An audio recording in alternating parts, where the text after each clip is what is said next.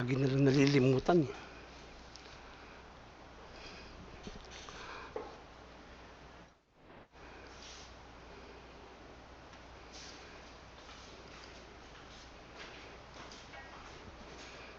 Okay.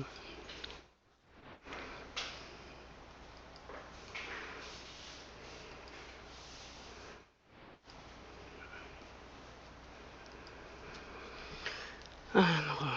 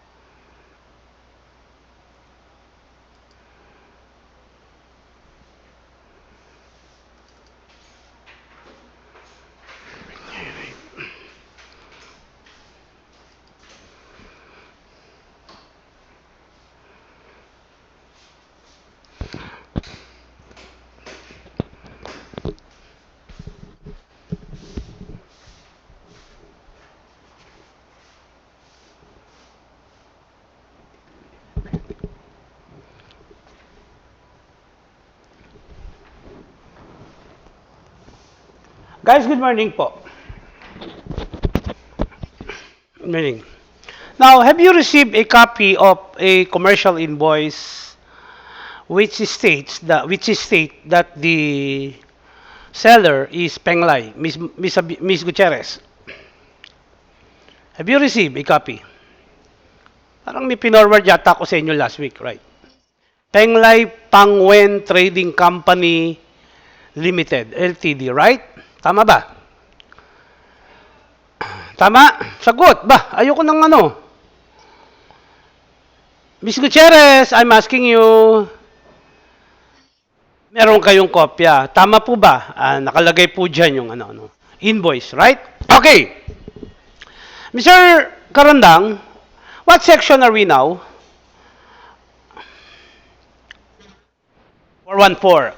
We're talking here of commercial and non-commercial invoice. Okay? Now, I will be discussing first what is a commercial invoice.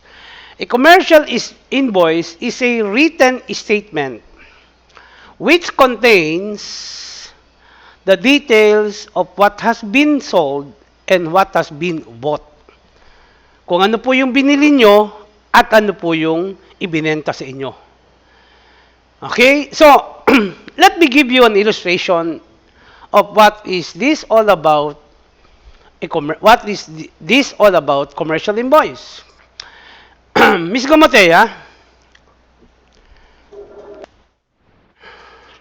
have you ever bought something from a mall? Have you ever bought something from a mall? Nakabili ka na ba? Nakapag-shopping ka na ba sa mall? Okay. Now, after getting or after paying what you have bought, then the cashier gives you paying, then the cashier, you pay, then the cashier gives you the item that you have bought, right, Miss Gomotea? Aside from the item that you have bought, what else did the cashier give to you?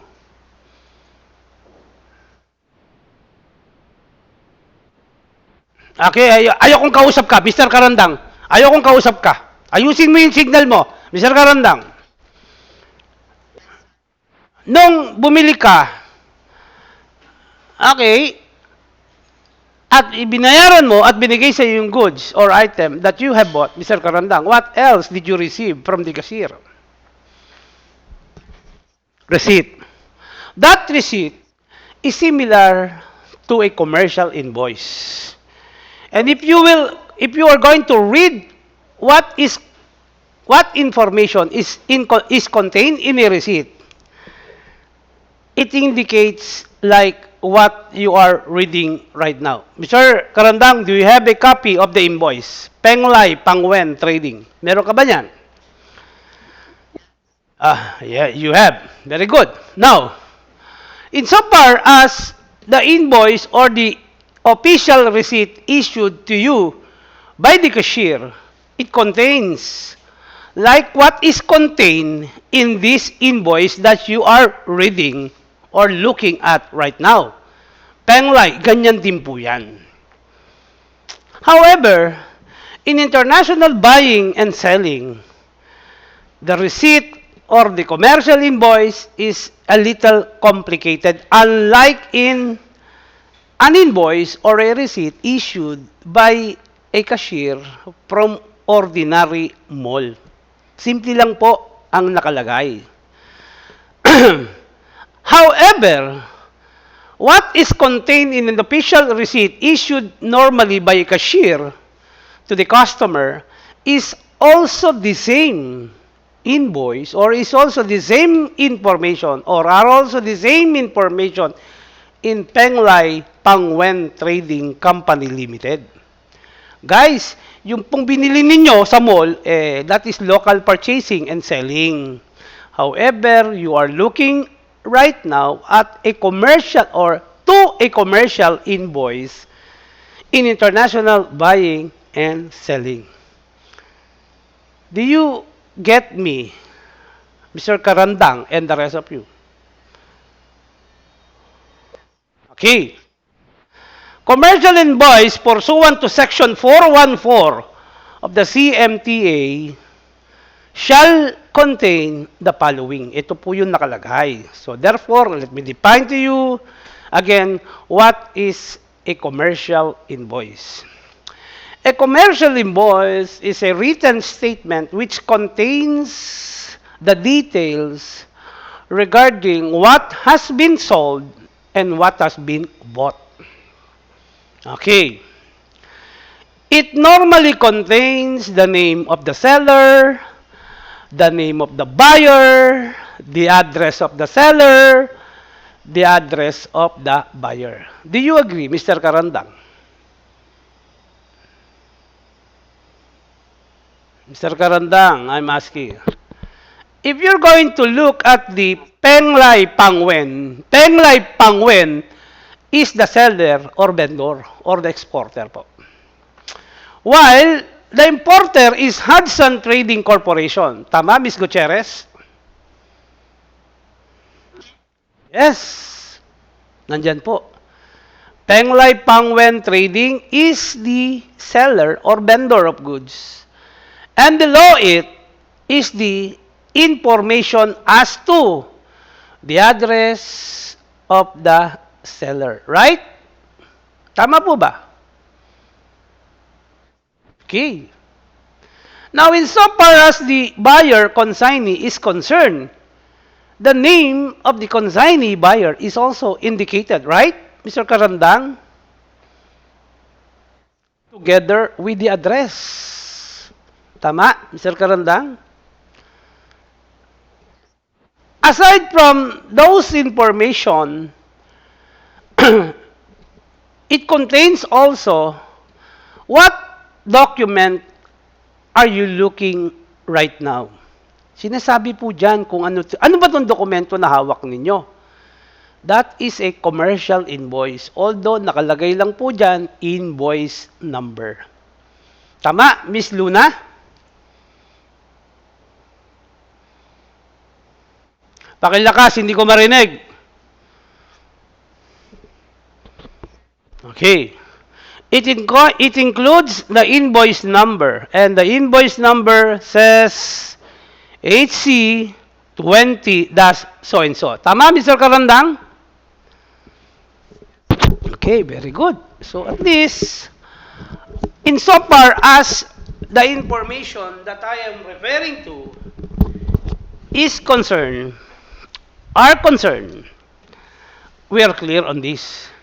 It includes also the date when the items were sold by the seller to the buyer. Tama, Mr. Karandang? Yes, very good. Sabi ko nga po sa inyo, this invoice contains essential information when the importer through its declarant declares it in a goods declaration. Kaya kung babalikan nyo po yung 413, 412 po,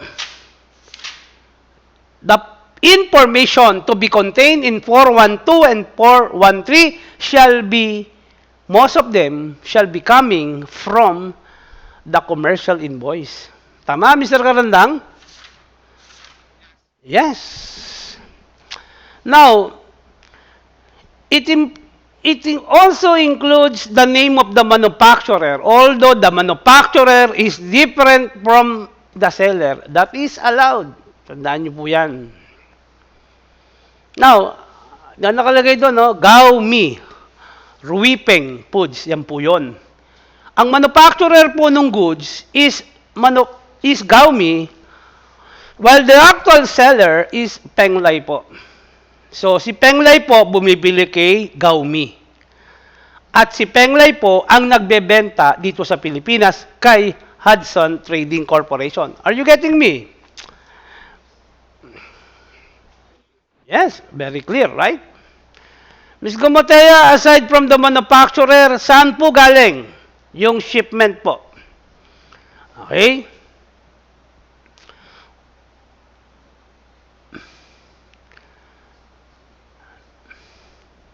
Ms. Gumotea, I'm talking to you, Ms. Gumotea. Okay. Mag-invest naman po kayo sa internet ninyo, huwag kayong puro asa sa MCC. Ms. Alquerosio.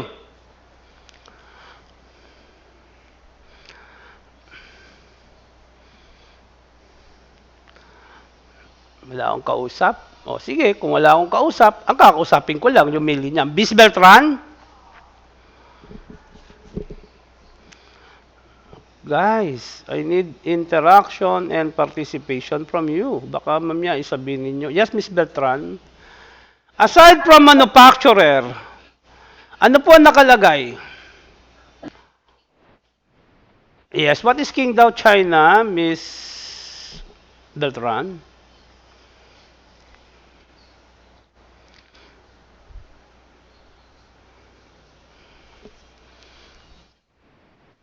That is called what? Okay. What is that? Mr. Karandang, can you help Miss... Tignan nyo yung 4111 at 41... yes. Saan po yung Qingdao, China? Ano pong... What is that particular information that may be... Okay, wherein this Qingdao, China may be correlated to. 411 po, check po, para malaman po.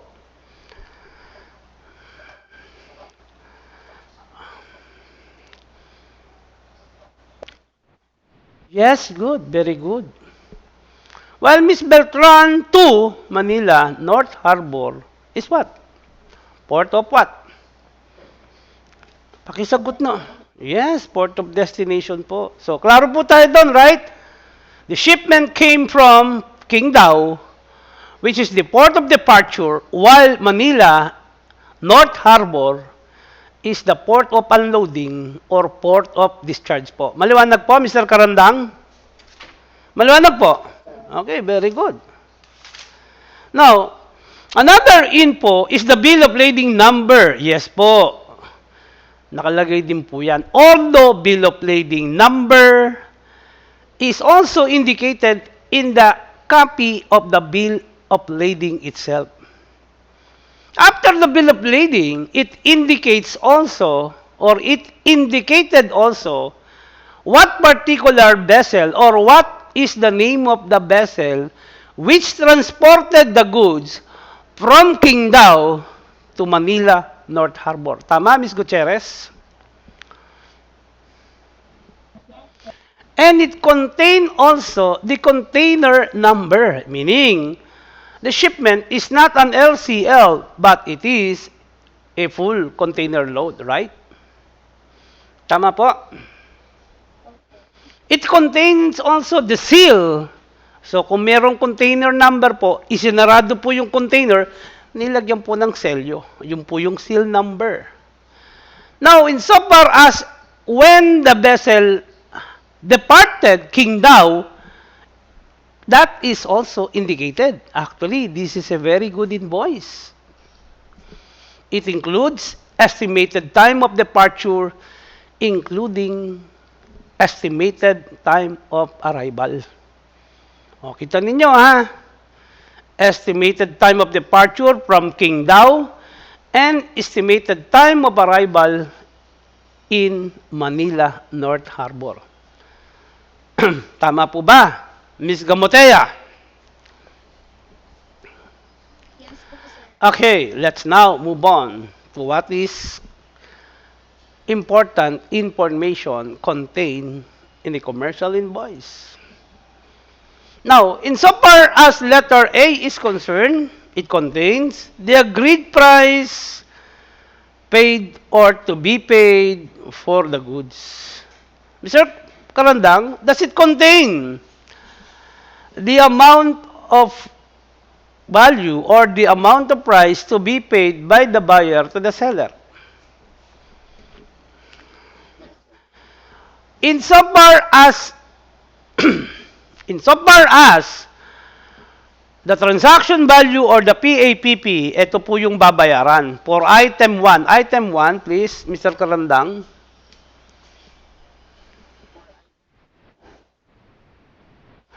How much is the CFR? How much is the CFR? Hindi po actually that should be CFR instead of CNF kasi po sa ibang bansa po ang ginagamit nila for CFR is CNF. How much, Mr. Karandang? Mr. Karandang. How much?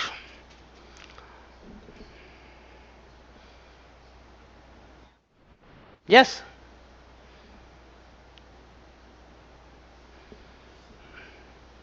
605. Sabi po, US. Yan po yun, US dollar. Pero ang babayaran po is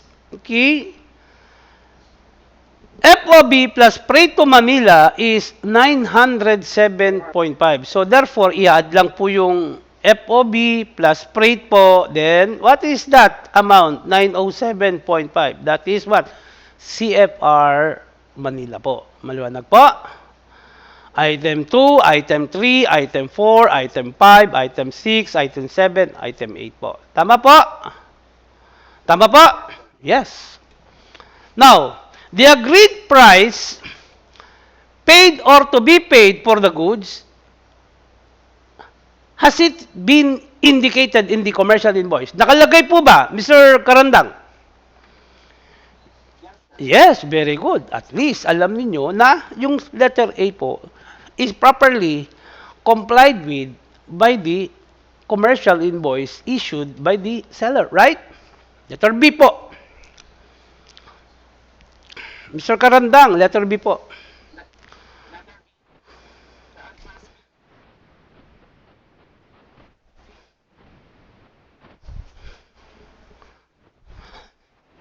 Now, if the invoice shows only or indicates only that the price actually paid or payable is X worth, then the invoice should include and indicate also the adjustment. Ulitin ko po, no? If what has been agreed by the party, by the seller and the buyer is that the price is only X worth, under letter B po. Tandaan ninyo, no? If under letter A, if the agreed price is only X worth, then the invoice must also indicate the adjustment po. the adjustment as to, number 1 po, other charges po. Kasi po X-work, right, Mr. Karandang? And another adjustment, di ba? Pagka X-work plus OC po, you arrive at your, what? FOB, tama ba? Tama ba? Do you see the board, guys? Plus insurance, plus freight, then you arrive at your DB. Tama ba? That's it. So therefore, if what has been agreed between the buyer and the seller, it is an X work only under letter A, then the commercial invoice to be issued or issued by the seller to the buyer must also indicate the adjustment under paragraph B. Right, Mr. Karandang? Yan po ang kailangan. Okay. Now, if what has been agreed upon by the seller and the buyer is already FOB, no need to indicate this, right? Tama po ba? Tama ba, Ms. Gutierrez? Kasi FOB na po eh. Ang kailangan na lang ilagay as part of the adjustment under paragraph B are the insurance and the freight po. Tama po? Yes po. Yan na lang po ilalagay. Kaya po nakalagay dyan, the adjustment to the price paid or to be paid as defined in section 701. Yan po yung transaction value po. If not yet included, if X work po, it is presumed that the other charges is not yet included or exclusive po of other charges. Right, Mr. Karandang? That is what I have taught you in Tariff 3. Right, Mr. Karandang? Yes, very good. You still remember. X work, right? Now, if it is FOB, then it is what? Mr. Karandang? If it is FOB, it is what? Inclusive of other charges, right, Mr. Karandang? Yes, very good. So, under letter B, it will depend upon the agreed price between the buyer and the seller of what is to be indicated in paragraph B. Right, Mr. Karandang? So, kung ano po napag-usapan under letter A, then, all those required under paragraph B will depend of what has been agreed upon by the parties, right? If it is export, then the adjustment shall include other charges, insurance, and freight. If it is FOB already, then it is already inclusive of other charges. Then what is required under paragraph B is what? The amount of insurance and the amount of freight. If it is CFR, only the insurance is to be indicated under paragraph B. Right, Mr. Karandang? If it is already CFR or CIF, I'm sorry, no? Then wala ka na pong ilalagay as a general rule under letter B, right, Mr. Karandang? Kasi CIF na po siya, right? It is already inclusive of X work, other charges, insurance, and freight, right, Ms. Gutierrez? Okay, letter C. Ms. Gutierrez.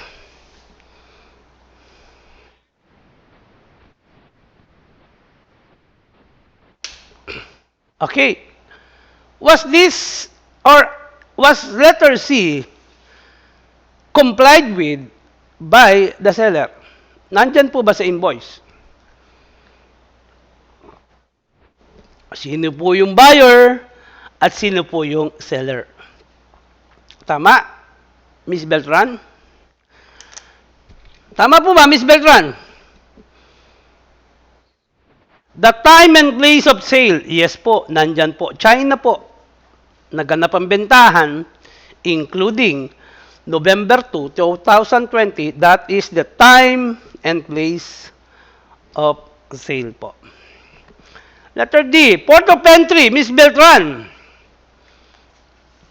Was port of entry included and indicated in the invoice that you are reading right now, Ms. Beltran?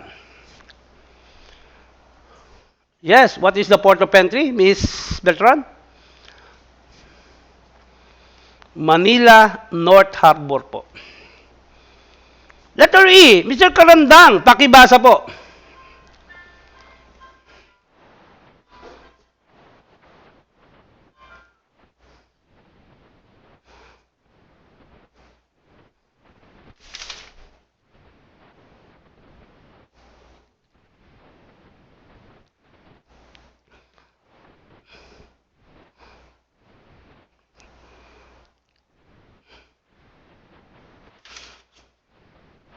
Now, question, Mr. Karandang. Let us go to the description of goods. Was the goods sold by the seller to the buyer sufficiently described? Nakalagay, frozen diced carrots, frozen mixed vegetable. Opo, they are very much, they are sufficiently classified or they are sufficiently described in the invoice. Nakalagay po. And what is the purpose of this sufficient description of the goods? Number one, for purposes of tariff classification. Maliwanag po. Kasi po, pag nakalagay po dyan, hindi po siya sufficient, then how can the BOC classify it? Right, Mr. Karandang? Okay. Another purpose for the sufficient description of the goods in the invoice is what? Customs valuation po. How can they, or the BOC, appraise the goods without sufficiently describing what is the goods or what is the item all about, right? And another purpose is what? Okay. For statistical purposes. Let's not talk about statistical purposes. Wala tayong pagkakaperahan po dyan. And besides, statistical purposes is the work of PSA, not the work of the BOC. The work of the BOC is tariff classification and customs valuation. Okay. Now, another requirement is that the grade and quality po. Sa ganito po kasi, these are food items, normally po, dapat po nakadescribe siya in what stage po. Is it fresh? Kasi po ito mga pira-piraso na po ito mga ito eh. Okay? Meron na pong processing. Okay? The grade or quality. The grade or quality applies to chemicals po and other items which varies or which determines the price based on grade or quality. Tama ba, Mr. Karandang? The tariff classification and customs valuation of the goods sometimes depends upon the grade or quality po. Tama po? Yan po yun. Pag sinabi pong second hand, normally po, mababa po yan. Tama ba, Mr. Karandang? Pag brand new po, ay medyo mahal po yan. And second hand or brand new means the grade or quality. Marks, symbol, under which they are sold. Minsan nilalagay po dyan is Miss Luna, marks or symbol. Nilagay po doon is H2O. Ano po yon, Miss Luna?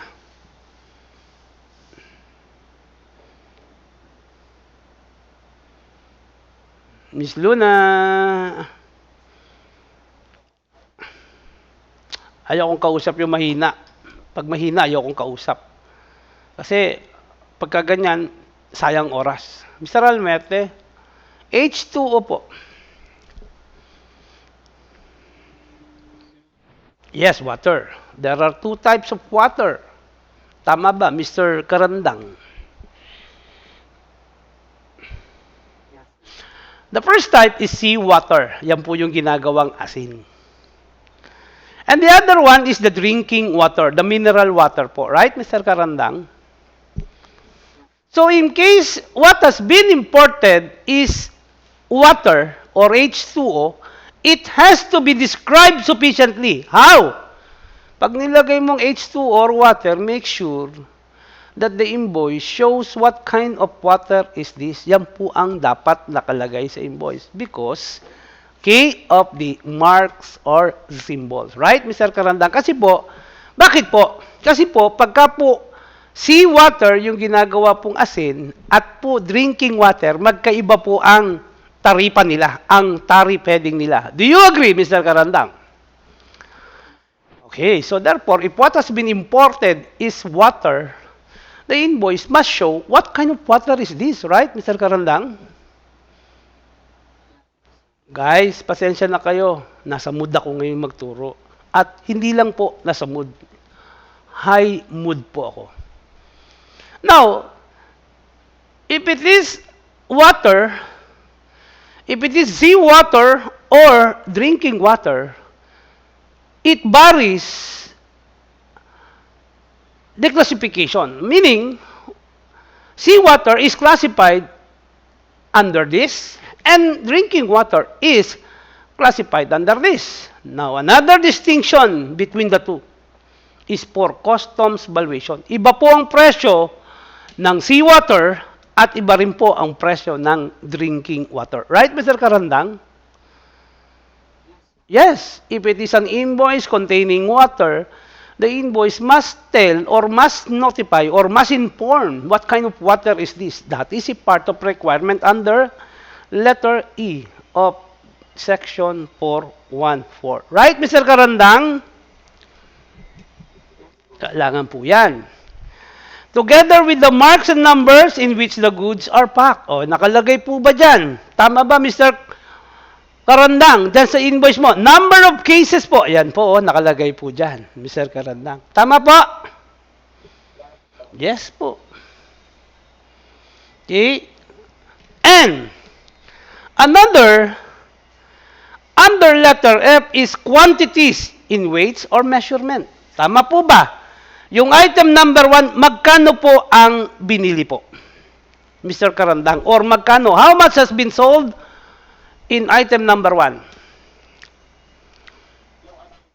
No. Weights or measurement po.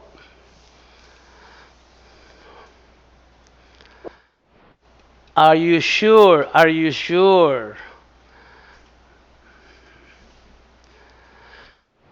Yes po, yan po ang sinasabi. Kung ilang metric ton po ang binili po. Yan po yun. Naintindihan? Item 2, 7,000 kilograms or 7 metric ton, right? Nandyan po nakalagay. And at the same time po, it includes also the unit price per carton po or the unit kilogram per carton. Maliwanag po? Yan po yan. Nakalagay po dyan. Maliwanag po? Oh, total po, nasa ilalim po. Kung gaano po karami ang binili niya in terms of metric ton. Right? Tapos po, kasunod nun, kung magkano po ang FOB niya, king daw. Tama po, Mr. Karandang? Yes. Okay, ganyan po yan.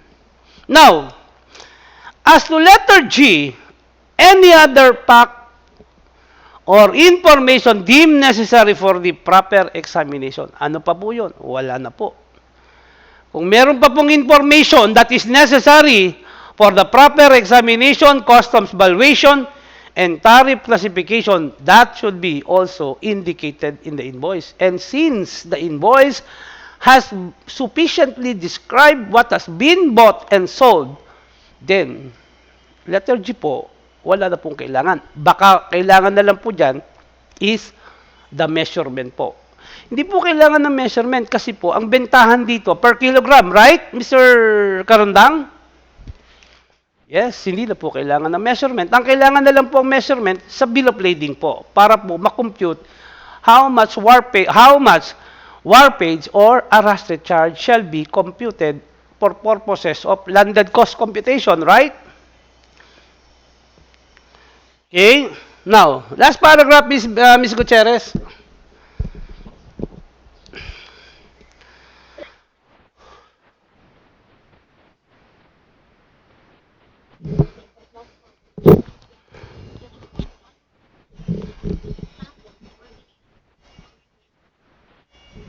Now, insofar as non or no sale transaction. Do you still remember the no sale transaction, Mr. Karandang, and in your tariff 3?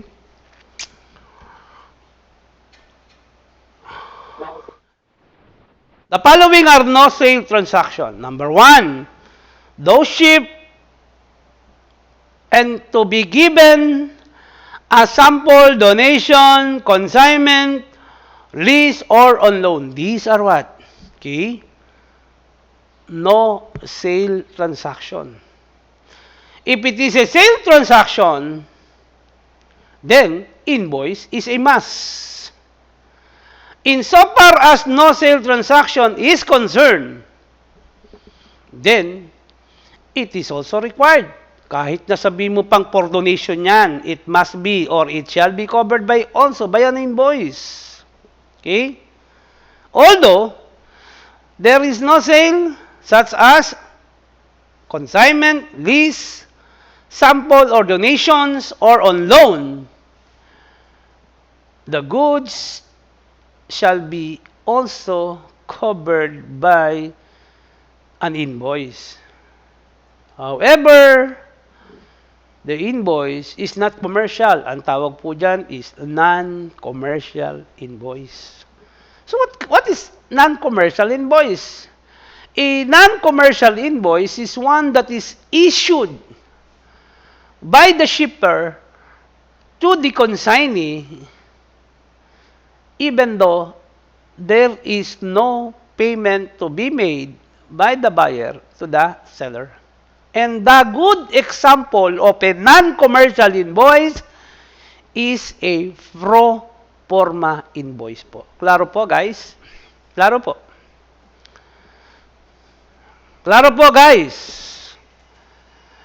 So therefore, let me repeat to you the purpose of, okay, Section 414, commercial invoice should sufficiently describe the goods bought and sold. Number one, for proper tariff classification, for proper examination, and lastly, for proper valuation po. Those, yung pang-apat po, yung statistical purposes, ikasama rin po siya. Naliwanag po? So if it is a commercial invoice, there would be what?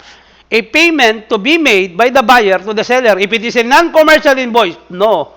Payment shall be made by the buyer to the seller because this non-commercial invoice applies usually to no sale transaction. Right, Ms. Gutierrez? So pagka po sinabing non-commercial invoice, meaning wala pong bentahan.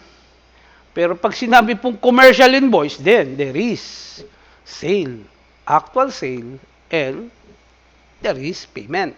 Right, Mr. Almete? Okay, very good. Pag magsasalita kayo, pakilakas po, ne. Okay, now, let's now move on to how the shipment shall be paid. Section 415 provides for mode of payment and terms of trade po.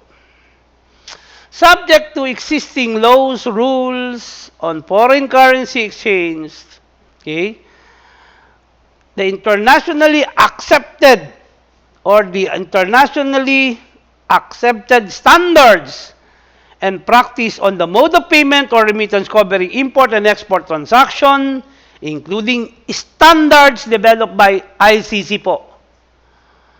Pag sinabi pong Incoterms or terms of shipment, meaning that is the price actually paid or payable or the transaction value. Sino po ang gumagawa nun? Who tells, who develops the Incoterms or terms of shipment? Oh, sabi ko nga sa inyo, there are 3 groups po. Actually, 4 groups po. First group is the group E. Tama ba, Mr. Karandang? What are group E, please?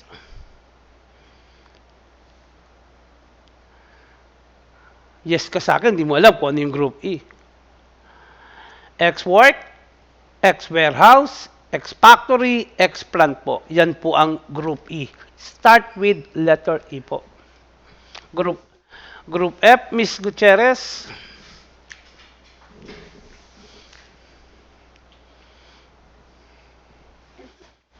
Yes? Para ma-review naman kayo, Diyos ko naman, ano ba naman? FOB, FCA, FAS po, Miss Gutierrez po! Ay, nako, Mr. De Guzman, Group C.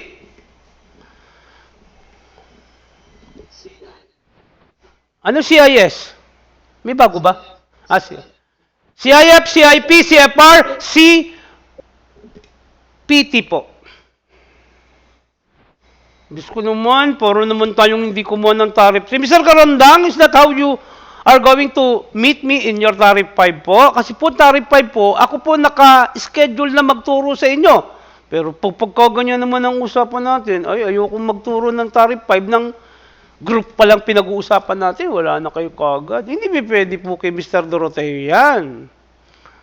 Kasi po, ang tariff 3 and 4 po, combination na po yan, tariff 5 po, is a combination of tariff 3 and 4. And what I'm asking about Group A, Group E, Group F, Group C. Mr. Karandang is all to be discussed also in tariff 5 kung kakayanin po ng oras ko. Mr. Karandang, Group D,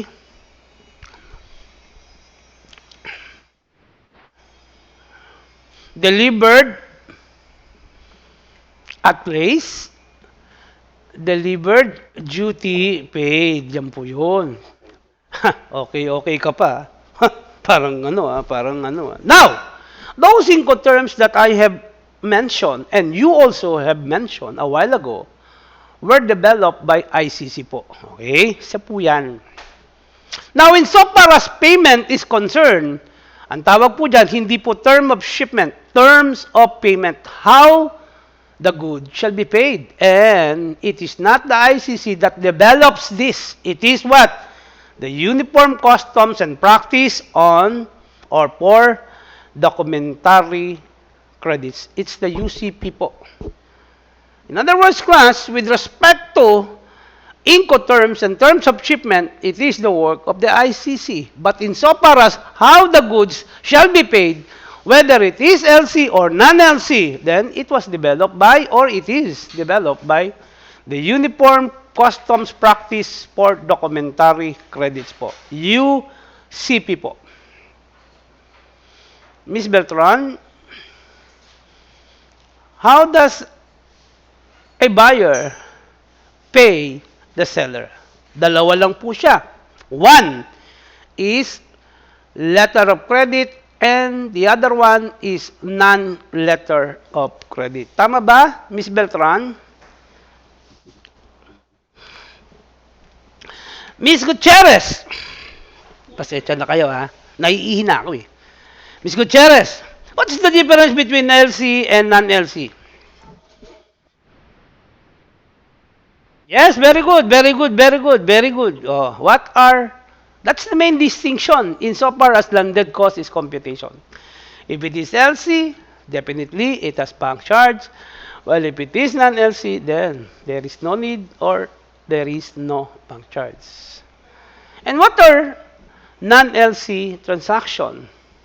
Number one, documents against payment, document against acceptance, direct remittance, advance payment or telegraphic transfer, or open account. These are what? Non-LC transaction.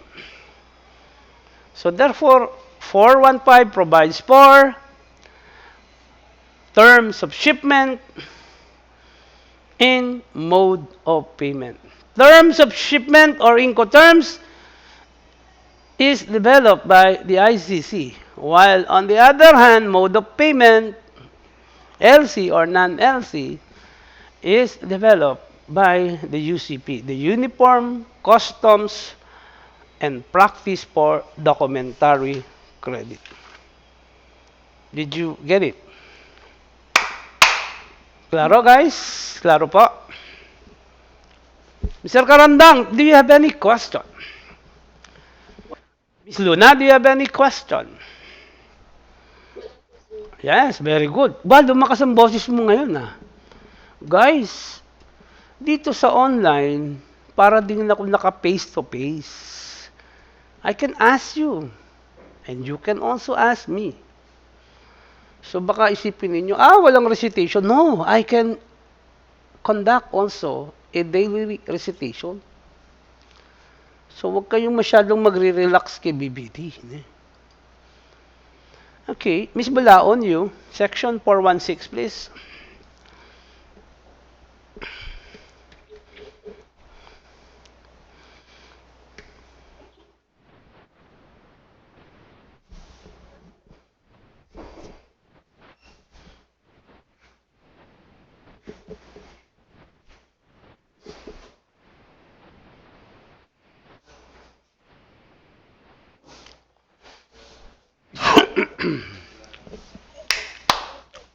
So let's make the story short. Para po at least alam nyo kagad what is all about section 416, examination of samples.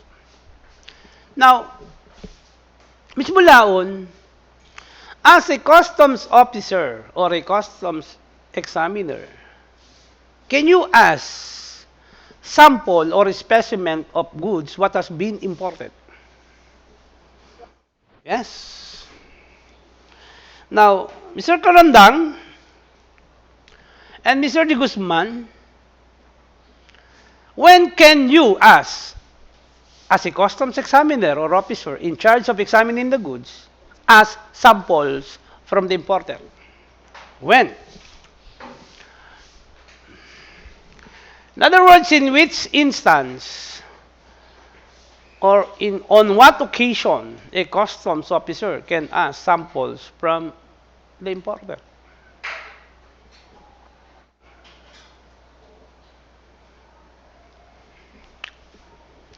Now, reasonable period of time.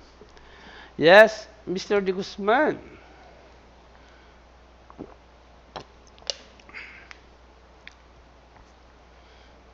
Mr. De Guzman? Yes, when can you ask samples po?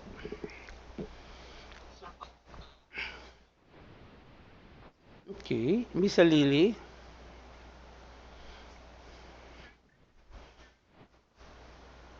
Prior to the ano? Anong pinagsasabi mong prior at advance? Miss Magsino?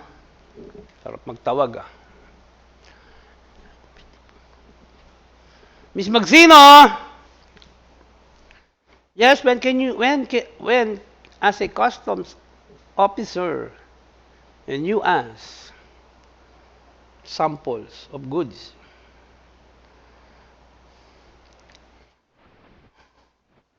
Miss Gabionsa, you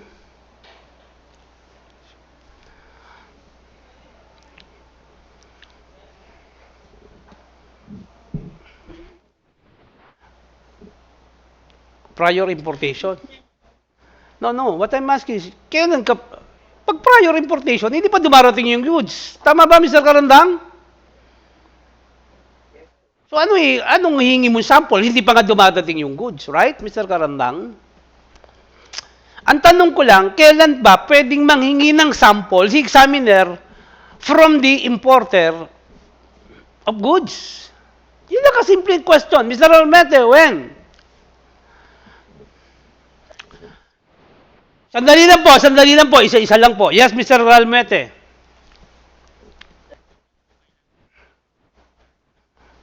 Okay, Mr. Miss Bulaon.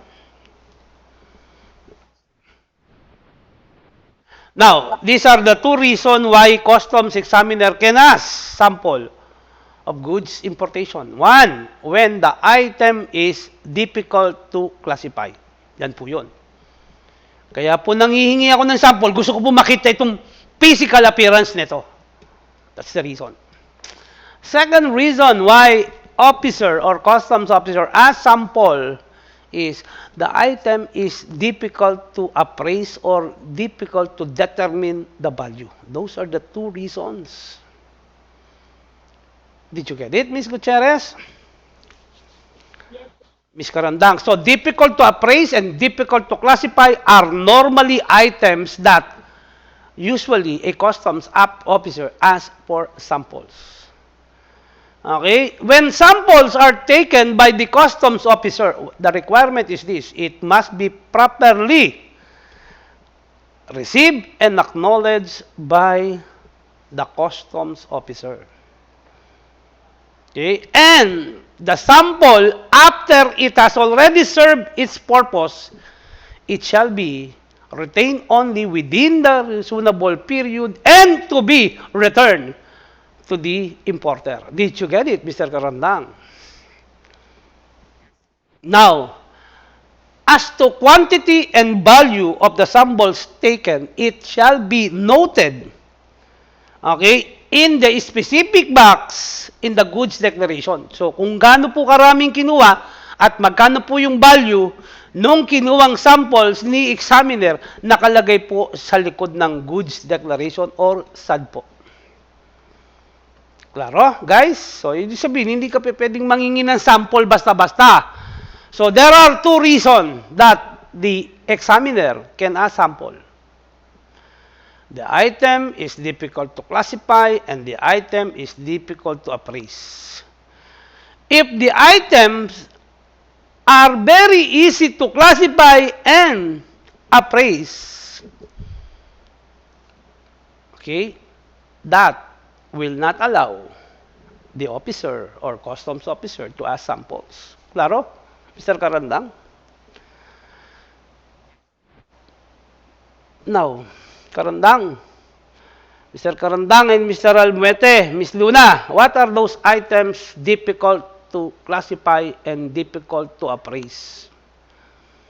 Saan po madalas? New items? Maybe. What about you, Mr. Almuete?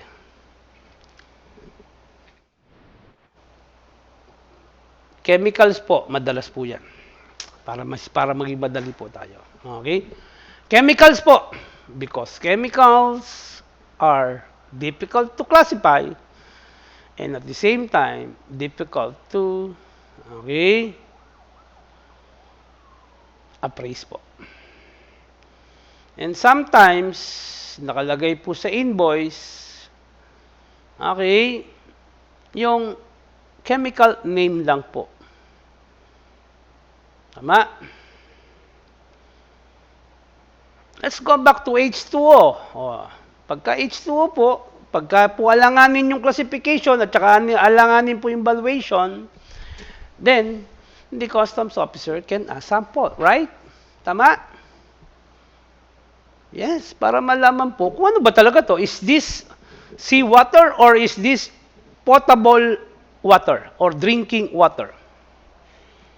Pag nakalagay po sa invoice, is NaCl, Ms. Bulaon, what is NaCl?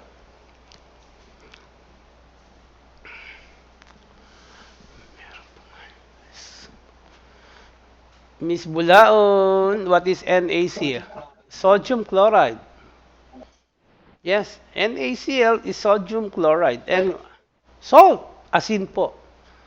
Meron po tayong tinatawag na rock salt at saka meron po tayong tinatawag na iodized salt. Tama, Mr. Karandang? Yung pong rock salt, malalaki po yon. Tama, Mr. Karandang? Yung pong iodized salt po, parang asukal. Tama po ba?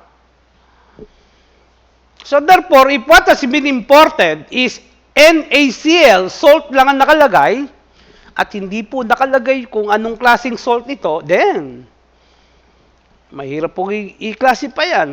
Actually, madali i-classify. The problem is there would be a question in value. So therefore, in that case, the customs officer can ask samples. Maliwanag? Okay? Whenever samples are taken by the customs officer, okay, it shall be properly receipted. Tatanggapin po yan ni customs officer. It will be acknowledged. And it can only be retained by the customs officer within a reasonable period. Okay? After that, ilalagay po yung quantity and value, how much samples were taken, and what is the value or how much value of samples were taken. Nakalagay po yan sa likod ng goods declaration. Kung magkano po. And such sample shall be always labeled po. In other words, class, whenever samples are taken, Kung nakalagay po sa plastic, nakalagay po dyan kung kaninong importation nito at ano po ang laman nitong plastic nito. It must be properly labeled and the label must contain from which importation the goods or samples were taken po. Maliwanag po, yan po ang requirement. So, customs officer, customs examiner, you, Mr. Carandang, Mr. Gutierrez, Almuete, Luna, Magsino, Bulaon, as a future customs officer or examiner. Pag humihingi po kayo ng sample, follow the rules under Section 416. Miss Bulaon, assuming alak po siya, a well-known brand of liquor, let's say Pundador po, nakalagay naman po doon sa lalagyanan ng bote, Pundador. Can you sample, Miss Bulaon? Why? Why? Customs sample. Huh? Why you cannot ask sample?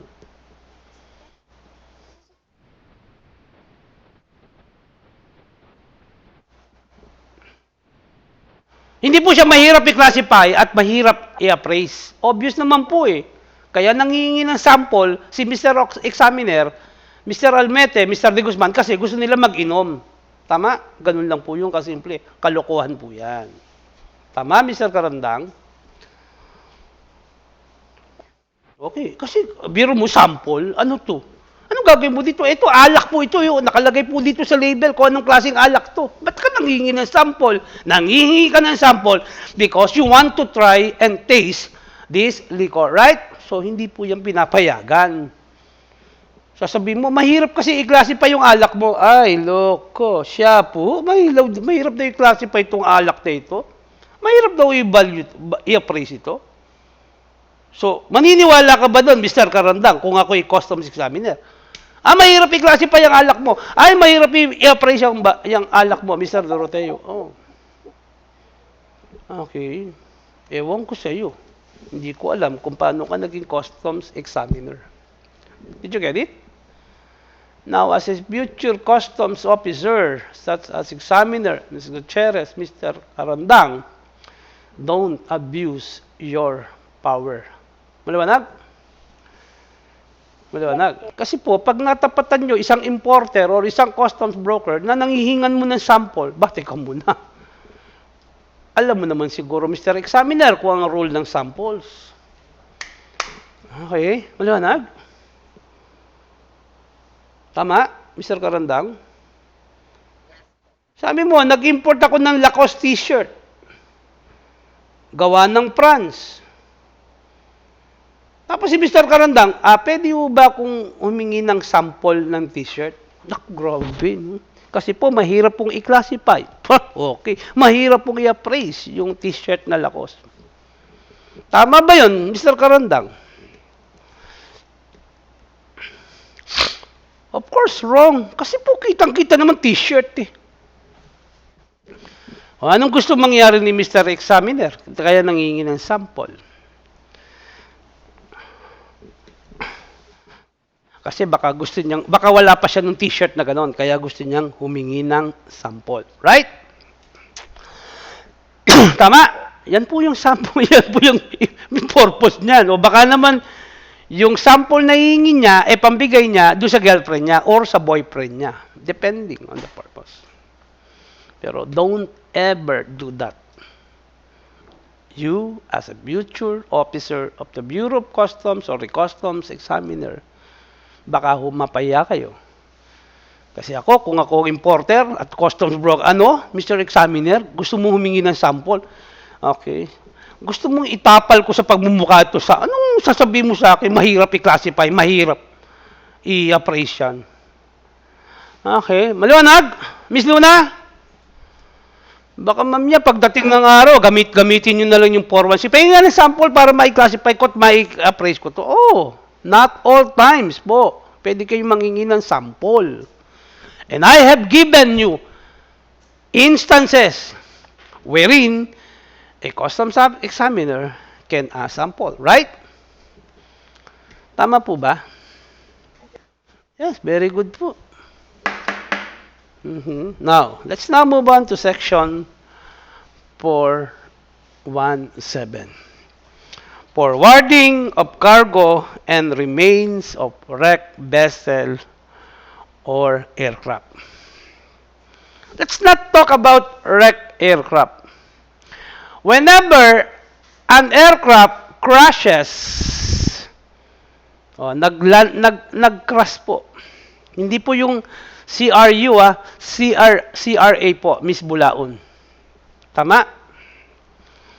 Whenever an aircraft crashes, sa akin po kasi, normally po, whenever an aircraft crashes, normally po, wala na po siyang pakikinabangan. Kung may pakikinabangan na lang po dyan, okay, siguro kaunting-kaunti na lang. Parts ng barko at saka yung kargamentong dala ng eroplano.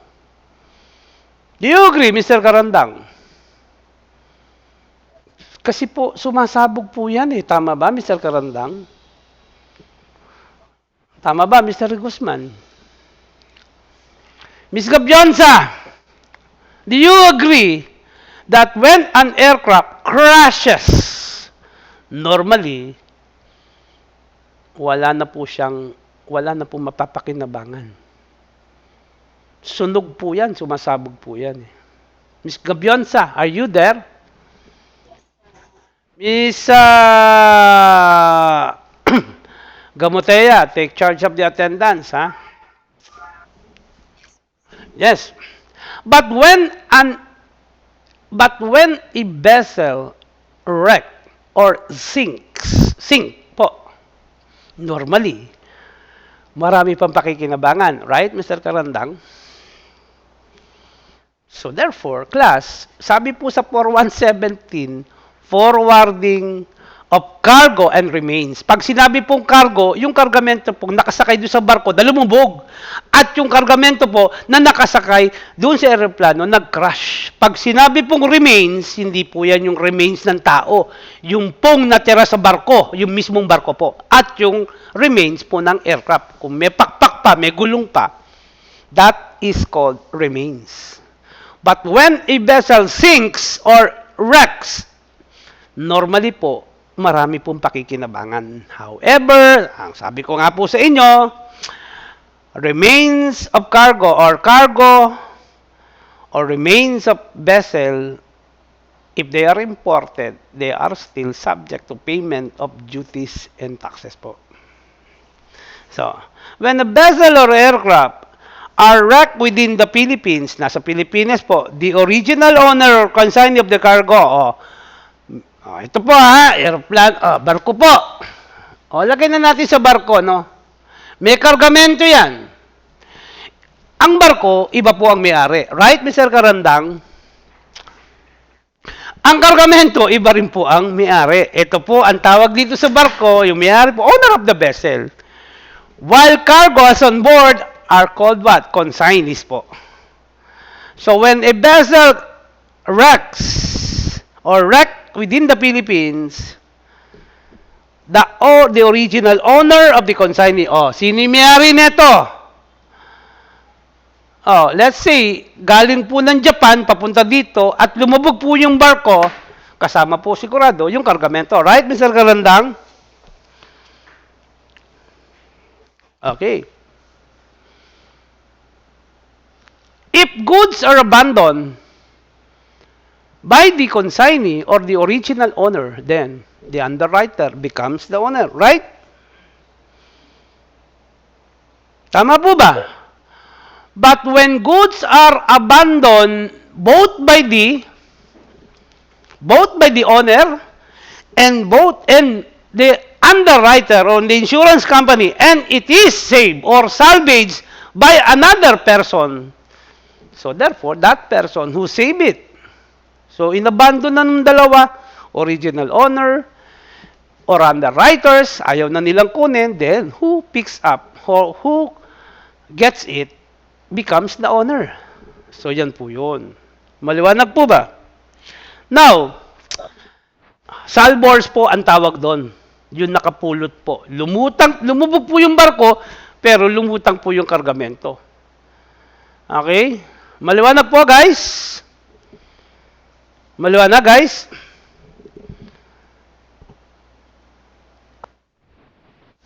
Medyo naging choppy, right? Medyo na-distract yata yung connection.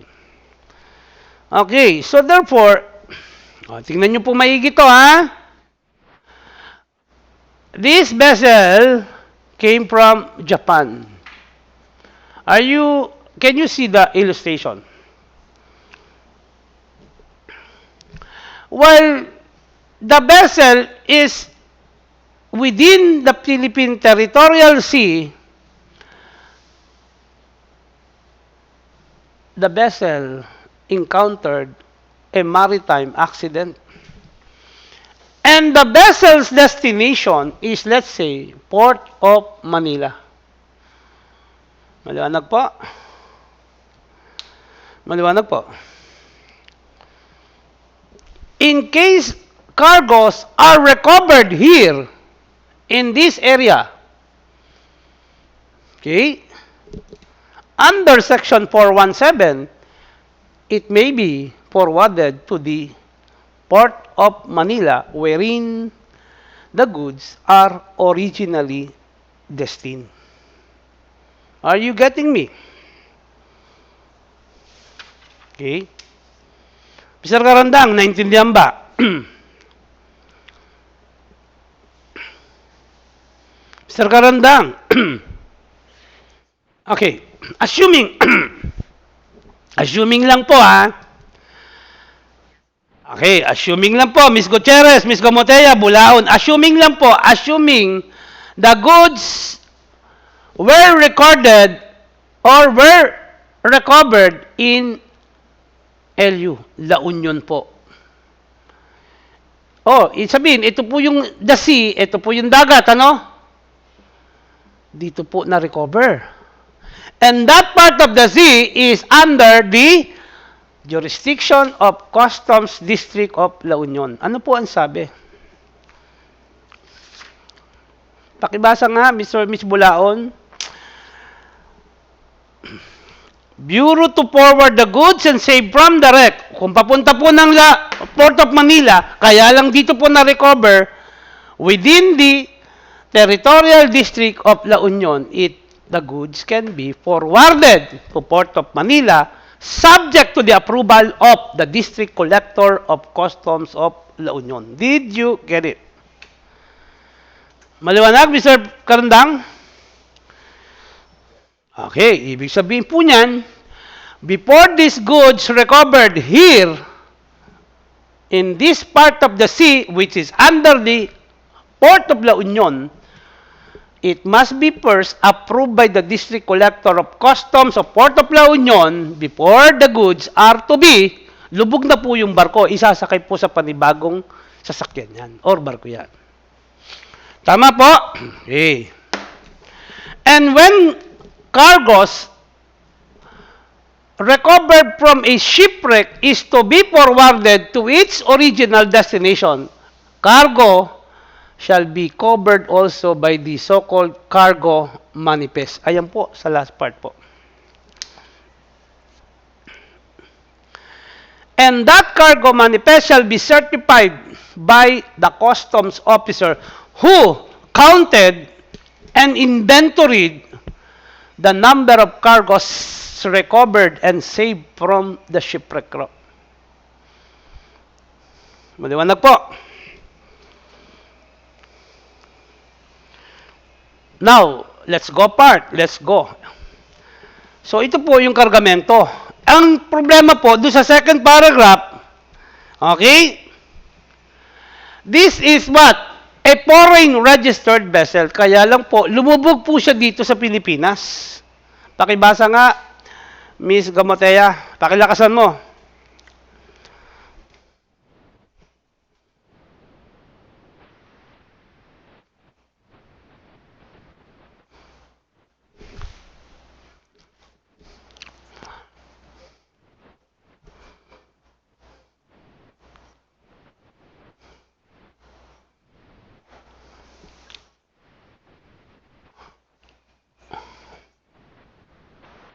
Okay, so therefore, class, this is a foreign registered vessel, meaning it is not registered with the Philippines, but it is doing and transporting goods from Japan to Philippines, then Philippines to Japan. But it is registered in Japan, meaning if this vessel sink in the Philippines and it was recovered, hindi na po yung kargamento pinag-uusapan natin. We're talking here of what? The remains of the vessel or aircraft. Tama po?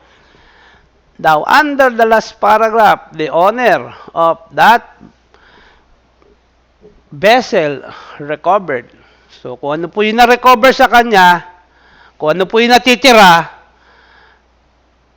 the BOC may permit or can permit the exportation of what has been recovered as remain of the vessel or aircraft.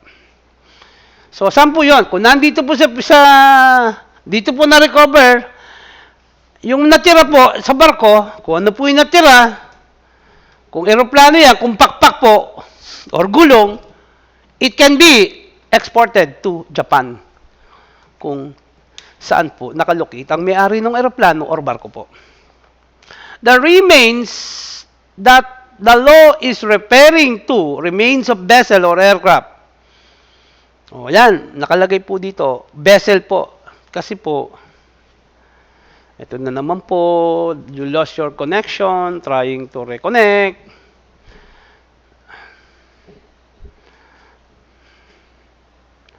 Okay, guys, medyo nagluluko na naman yung internet dito sa recording room. Pasensya na po. Mr. Karandang. Mr. Karandang, you? Ano po ang kasama dun sa remain ng vessel? It concludes what? Rigging. Alam mo ba yung rigging? Yun nakikita mo yung mga yate na merong mga parang kala mo plug po. Yung tinataas, binababa po. Yan po ang rigging. It includes also sea stores. O, kung ano po yung mga gamit sa barko. Okay, sea stores, yung mga for consumption po, na-recover po. It includes goods and equipment such as sails, ropes, and chain anchors po. Lahat po yan kasama po sa na-recover. And under the second paragraph of Section 417, the owner may ask the Bureau of Customs to transport and export those remains of the shipwreck, which includes what? The rigging, equipment, sea stores, goods and equipment such as anchors, chains, and sails. Ipapadala po kung saan po siya nakalocate. Yung may-ari po, yan po ang tawag doon. In other words, class, before the remains of the vessel may be allowed to export what has been recovered as part of the vessel, as part of the wrecked vessel, it shall be also approved by the BOC. Next, Section 418, Ms. Luna.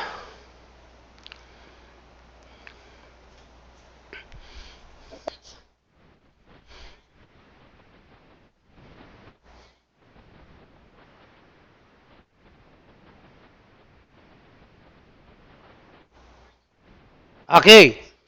Shall be retained in the custody of the Bureau. Of course, dito po na recover. But the original destination of the goods or cargo is Port of Manila. Now, question, who has jurisdiction? Is it Port of Manila or is it La Union? Dito po sa La Union ang jurisdiction. In other words, class, nakalagay po dyan, where the goods arrive. Dito po dumating eh. Dito po inabot eh. Did you get it? Did you get it, Mr. Karandang? Next, please. Ms. Luna.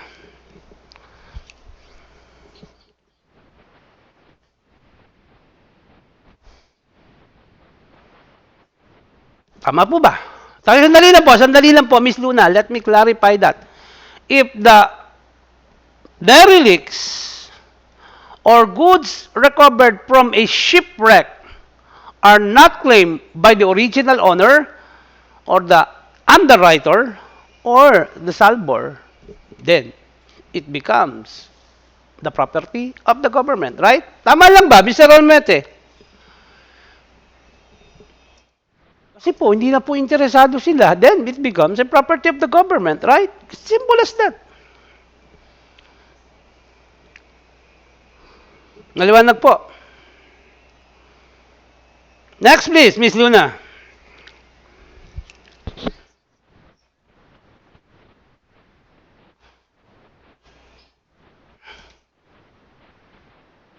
Okay, if goods are recovered here and brought to Port of La Union because La Union has the jurisdiction of the place where the goods have been recovered. Again, sabi ko nga, meron po siya uling cargo manifest. Pag ipo-forward po sa Port of Manila, ganun din po, may cargo manifest din po siya. Next, please.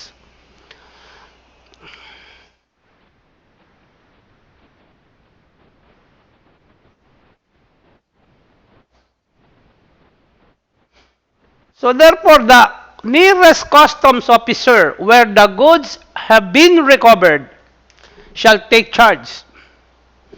And that customs officer shall immediately report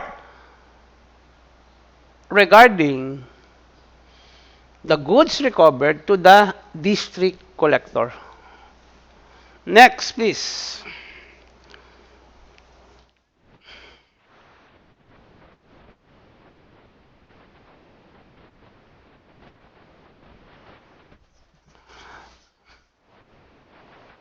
So therefore, the goods were recovered in this area, and this area is under Port of La Union. Therefore, the nearest customs office is the one in charge of those saved. And to protect the interests of the government regarding goods recovered from a shipwreck, there must be a representative of the district collector of customs who shall make the necessary what? Okay? Examination and inventory of the goods. So sasabihin ni customs officer, district, meron po kami na-recover dito. Sasabihin naman ni district kay customs officer, Mr. Customs Officer, take charge of the examination of goods recovered and take charge of what? The accounting and inventory po. And what's the purpose of examination and inventory? Baka po kasi magkaroon ng dayaan. Madaya na naman ng Bureau of Customs. Sasabihin, wala pong na-recover, pero meron po pala. Yan po ang purpose niyan. The purpose of examination and inventory by the customs officer assigned to the nearest customs office where the goods have been saved or recovered is to prevent the BOC from being defrauded. Defrauded in terms of what? Payment of duties and taxes po. Sasabihin, walang na-recover, meron palang na-recover. May na-recover, 10 lang, pero ang na-recover, 20 po. Yan po ang iniiwasan ng paragraph na yan. Next, please. Continue, Ms. Luna.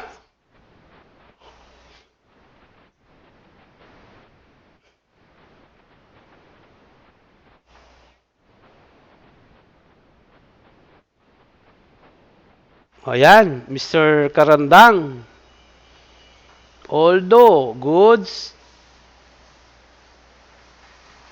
have been recovered, they are still dutiable and taxable. In other words, class, kahit sabi mo lumubog na yung barko, tapos lumutang yung mga goods, they are still dutiable and taxable because they are imported po. Okay? Maliwanag. And recovered goods may be entered either for consumption entry or warehousing entry. If the goods are really destined for warehousing entry, then The importer, nasa Maynila yung importer, pwedeng pumunta sa La Union, mag-file ng consumption entry or warehousing entry. So, taga Maynila yung importer, kasi papunta ng Port of Manila. But, unfortunately, hindi po nakarating ng Maynila because of the shipwreck. So, nandito ngayon yung goods kay La Union Customs po. And the importer may file either warehousing entry or consumption entry. Right, Mr. Karandang? Okay, next, Miss Luna.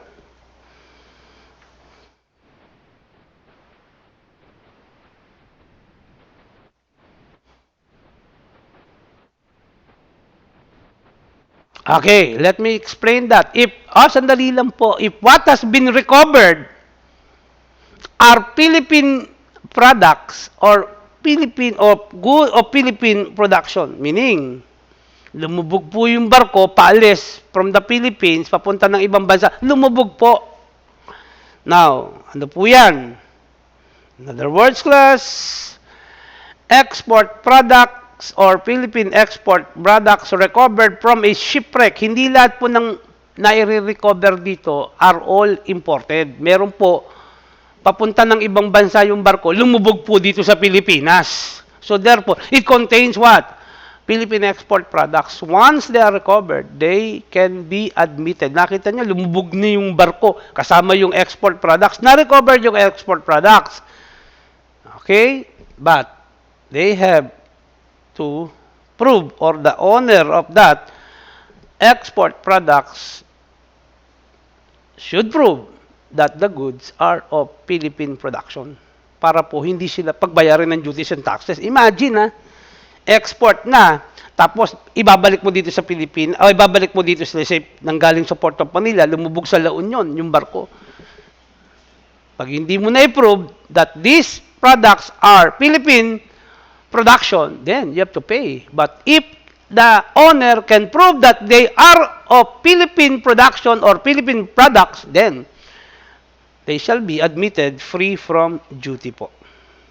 However, kailangan po mag-submit ng owner na talagang goods are of Philippine production. Continue.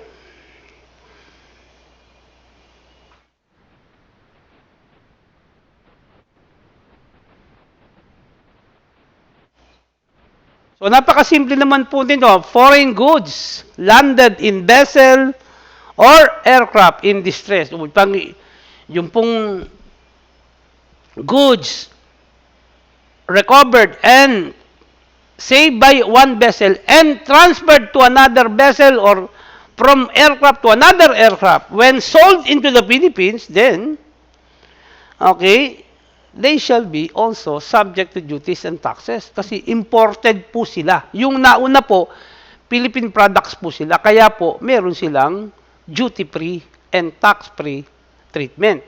But this one po, imported po yan, magbabayad ka po ng duties and taxes po. Next.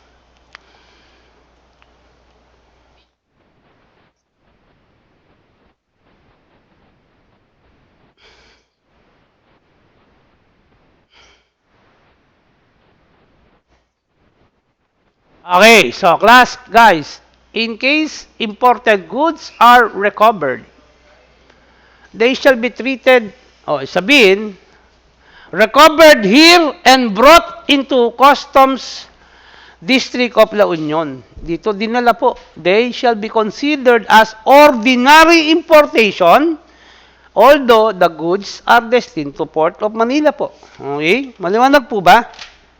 Okay.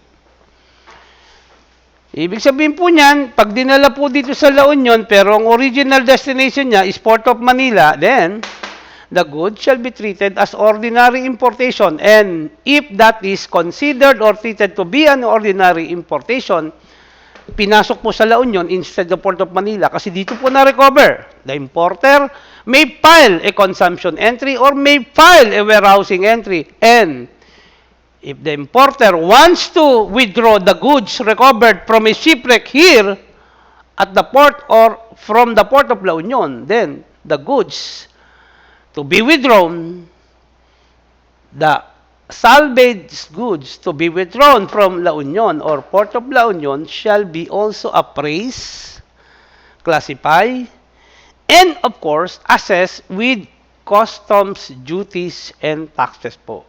So, tingnan nyo, dapat dito siya i-clear. Pero nandito na po siya eh. So, ngayon po, kung ako po importer from Port of Manila, alam ko nandito yung goods ko na na-recover, then I would be proceeding here to claim it from Customs District of La Union. Bago na may claim, dapat po magpapile ka pa rin ng goods declaration. There would be appraisal, there would be computation of duties and taxes. In other words, dapat po dito. Kaya lang po, dito po na-recover. So, kung ikaw po ang may-ari niyan, taga Maynila ka, then you file the required goods declaration, then you can claim it. However, the goods recovered shall be subject also to examination and appraisal. And of course, payment of duties and taxes po. Next, please. Last paragraph, please.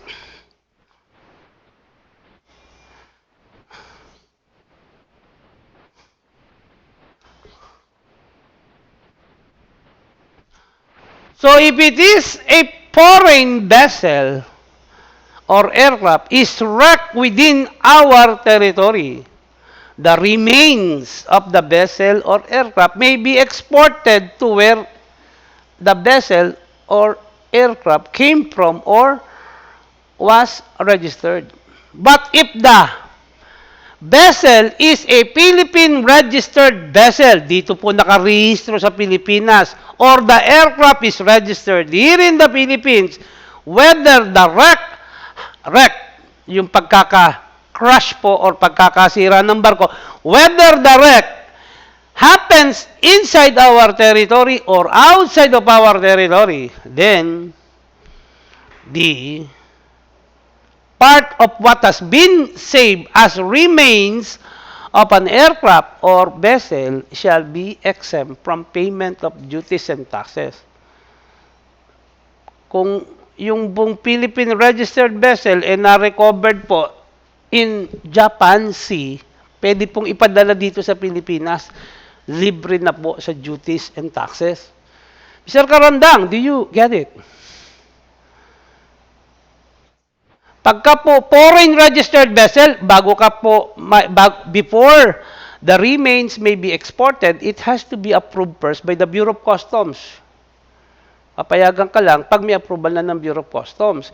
Ngayon, if it is a Philippine registered vessel po, either it is wrecked within our territory or outside of territory, the remains may be brought here into the Philippines without payment of duties and taxes po.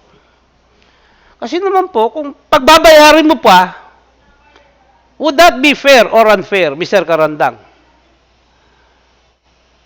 Unfair kasi, biro mo, nawalan na nga po ako ng barko, ang natira na lang po sa akin, anchor and chain, then you are going to tax me on the remains? That would be unfair. Diba? Dapat po, pagpasok po nung na-recover, kahit po galing po ng Japan yan, na doon na-recover sa Japan, dapat libre na po lahat ng parts or any goods recovered from a vessel which is registered under the Philippine government. Pag sinabi mo magbayad ka ng duties and taxes dyan, ay nako, baka mag-suicide na po yung may-ari ng barko. Kasi nawala na nga ako ng barko, pagbabayarin mo pa ako, that would be unfair, right, Mr. Karandang, Mr. De Guzman, right? Okay, very good. So far, is there any question? Ayan. We're done already with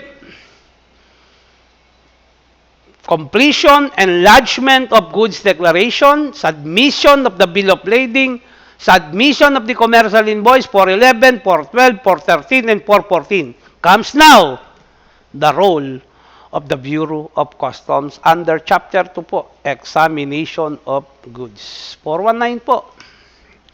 Ms. Gabionza, you.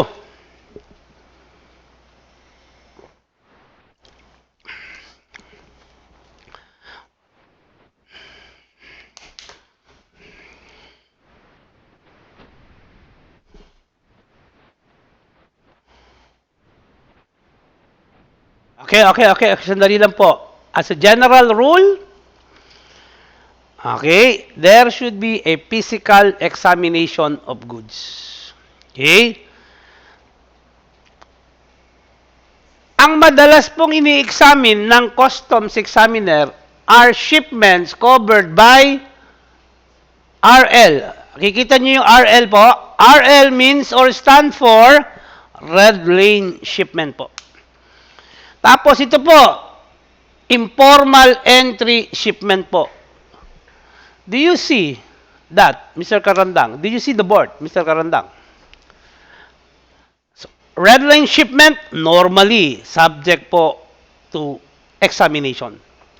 Informal entry shipments such as personal and household effects are normally also subject to examination of goods.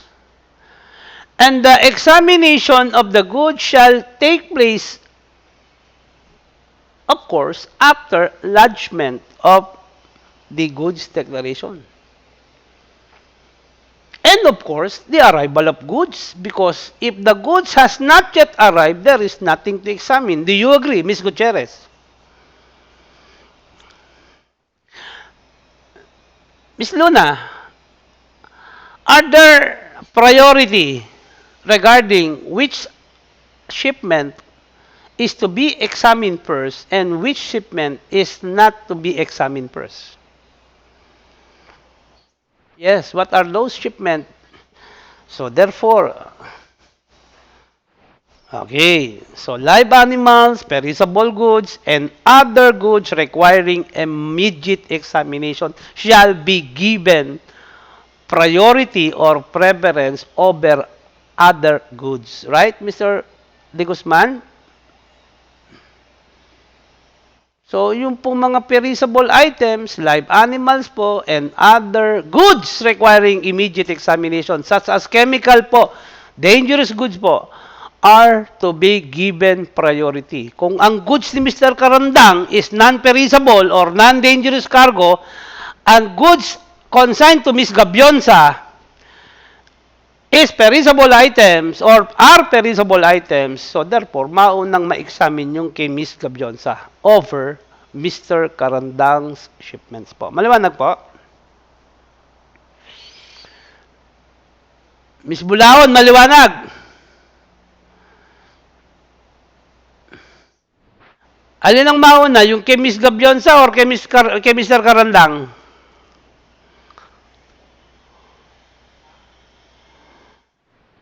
Pwede bang magreklamo si Mr. Karandang? O bakit nauna? Nauna akong dumating dito pero maunang examinin yung kay Ms. Gabionsa. Pwede bang magreklamo si Mr. Karandang? Yes, kasi po, ang sabi po ng 419, pagka perishable po, yan po ang unang i-examinin. Next, please. Mr. Almete.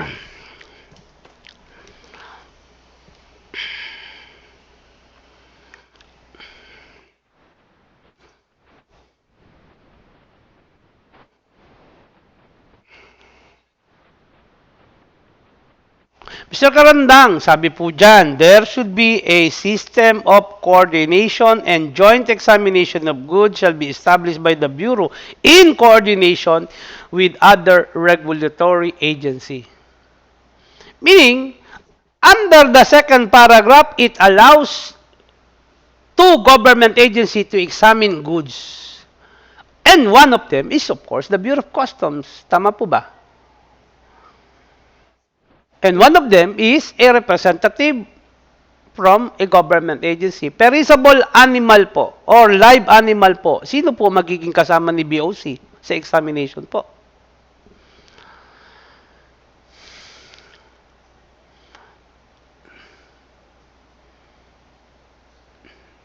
Mr. De Guzman, what is to be examine are live animals. So, dapat po may kasama si Bureau of Customs na mag-i-examine po.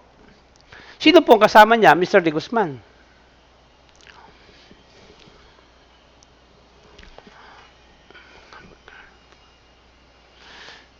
Walang sumasagot sa akin, ha? Walang Miss Gutierrez? particularly which bureau po ang kasama ni Bureau of Customs po? Sinong animal ako? Yan, Bureau of Animal Industry po. If the goods consist of perishable items such as fresh vegetables, okay, Bureau of Plant Industry po. Pagka po i-examinin, perishable processed foods, FDA po ang kasama ni BOC po. Maliwanag? In other words, class, not only the Bureau of Customs under the law is allowed to conduct an examination. Normally po, dapat po meron po siyang kasama. Pag may kasama po si BOC from a representative or a representative from other regulatory agency po, ang tawag po doon is not pure examination by customs. It is called what? Joint examination po. Malanag? Miss Luna, continue.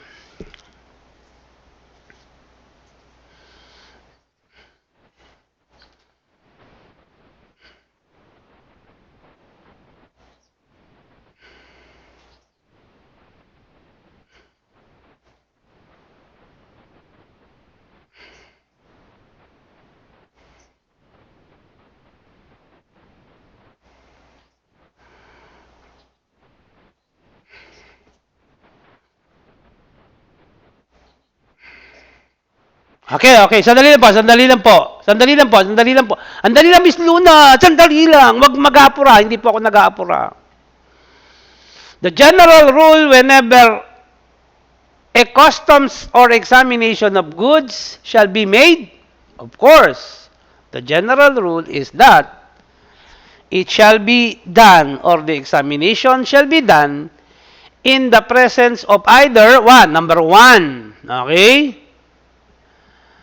The importer or the representative of the importer. Maliwanag, yan po ang rule. Okay? So, sino po yung declarant? It may be the importer himself or herself to be present during the examination of goods. Maliwanag? Bakit po kailangan si importer or declarant or representative po? Sino po yung representative po? Ako po, yung customs broker po. I am representing the importer and therefore, under the first paragraph, during the examination, as a general rule, maaaring yung importer si Mr. Karandang, ako representative niya, maaaring siya nandun or maaaring ako nandun. During examination, nothing to prevent the examiner from doing something illegal. Baka po kumuha siya, bumawas po siya dun sa laman ng goods. Okay? Examination of the goods in the absence. So, general rule, the declarant, importer, or its customs, or its representative should be around during the examination. Exception. Even though the declarant or representative of the declarant is not around, the examination of goods may be proceeded. Ibig sabihin po, yung general po, dapat nandun siya. Pero there are some instances wherein the declarant or representative is not around and the examination can proceed. Okay? Only on exceptional circumstances po. Specifically, when the goods are perishable and dangerous po. Kailangan, wag na nating antayin si declarant. Wag na nating antayin si customs broker. The customs officer can conduct the examination even though the declarant or representative is absent. Kasi yan po yung exception. Okay? However, for valid and justifiable reason. Kasi pag pinagtagal po, inantay pa natin itong representative or yung importer, baka po, yung baboy po, dati pong 100 kilo, baka po kaantay natin sa kanya, pagka na-examine na po, 75 kilos na lang po siya. Okay? Pagka po yung perishable goods po, medyo, okay, tumataas na po yung storage po, wag na natin aantayin si declarant or customs or the representative of the declarant. Yan po yung valid and justifiable grounds po. Okay? However, whenever the examination is to be conducted without the presence of the declarant or representative of the declarant, it shall be in accordance with the rules and regulations promulgated by the Secretary of Finance as recommended by the Commissioner of Customs. Kailangan po may regulasyon when to examine it without the presence of the importer or representative. Maliwanag po, hindi pwedeng wala pong regulasyon. Kasi po, pag wala pong regulasyon, then that can be subject to an abuse by customs examiner po. Dapat po, merong regulasyon. And the regulation shall be approved by the Secretary of Finance and recommended by the Commissioner of Customs. Next is,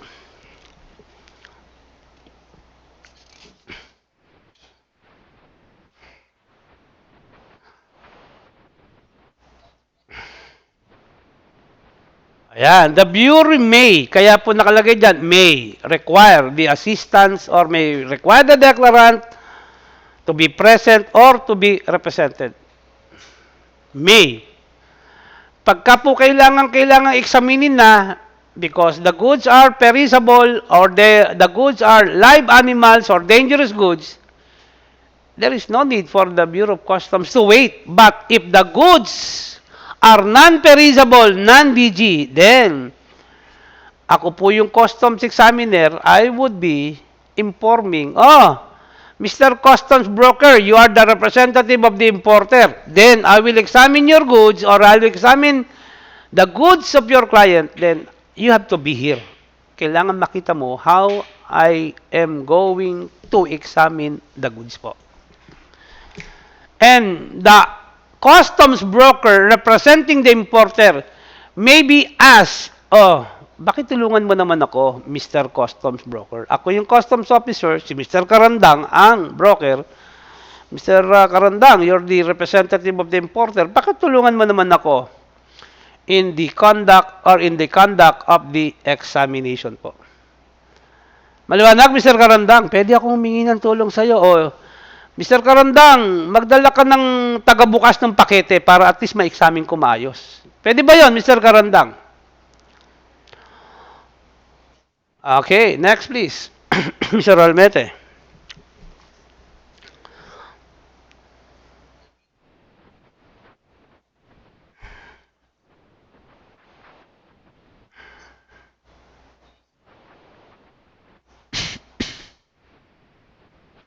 Tama po ba yung sinabi ko? When the customs officer asks for samples of goods, then dalawa lang po ang reason. It is difficult to appraise and difficult to classify. Nakalagay po dyan. Tama ba, Ms. Bulaon? Okay, yan po ang reason. Maliwanag? Now, the purpose of asking sample of goods importation is to establish the correct tariff classification and to establish the correct value of goods as declared. Maliwanag po ba? Maliwanag po ba? Walang sumasagot sa akin. Assuming the goods consist of cattle meat, and hindi po malaman kung anong klaseng meat ito. Is this first class, second class, high grade, mga ganun ba? Can you ask, let's say, ang in-import po nila cattle meat consisting of, let's say, 10,000 kilos, 10 metric ton. Can the examiner ask, pingin nga ng sample para ma-examine ko, para ma-evaluate at ma-classify ko to. Can the examiner ask 5,000 kilograms as samples, Mr. Karandang? Mr. Karandang. Why?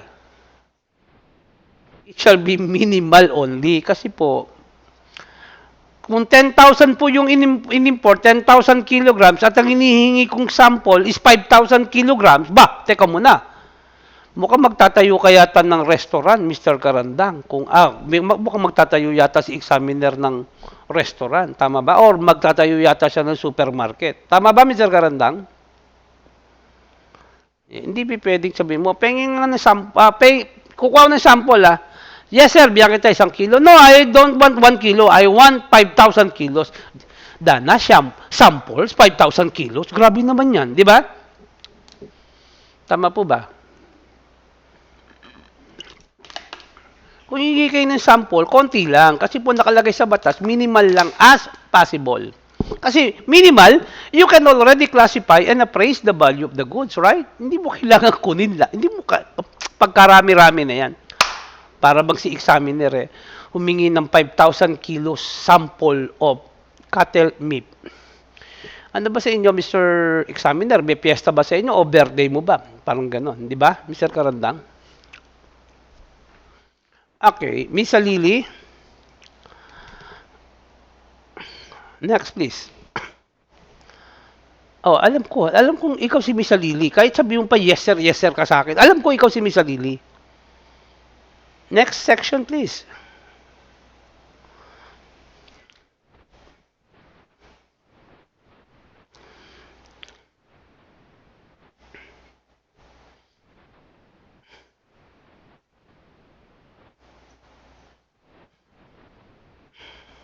Okay, sandali lang, Miss Galili. Pagka, dahan-dahan lang, no? Kasi magtatanong ako, Miss, what do you mean by, what is the difference between intrusive and non-intrusive examination of goods, Miss Galili?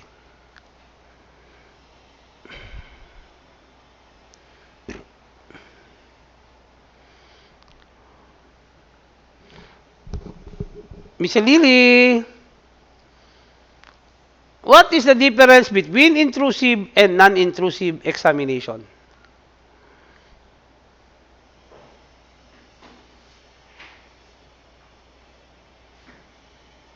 Miss Gabionza, you.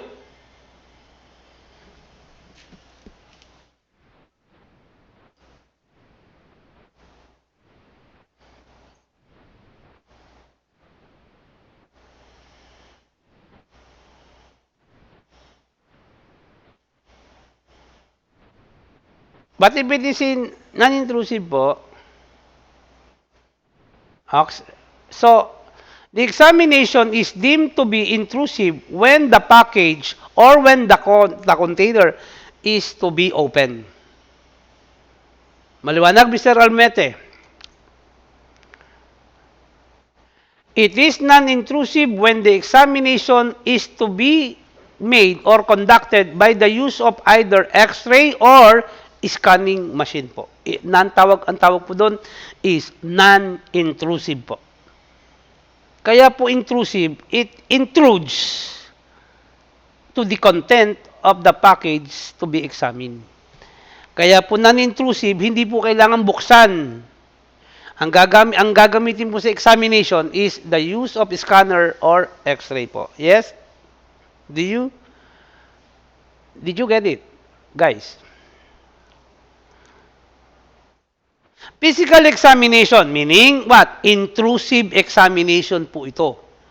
Physical examination of a good shall be conducted under the following circumstances. Number 1, or letter A, it is ordered and directed by what? The Commissioner of Customs. Ako si Commissioner, Mr. Karandang, you're the Customs Examiner. Examinin mo yan, Mr. Karandang. That would be the time A shall apply. Kasi I have received report or information or derogatory information that the package or container that Mr. Karandang is to examine contains some smuggled items po. Kaya po inuutusan ko si Mr. Karandang, the customs officer, to conduct the physical examination. Who orders it? The commissioner. And who is ordered or who is Being ordered to examine, of course, the customs officer whose work is customs examination. Letter B, please.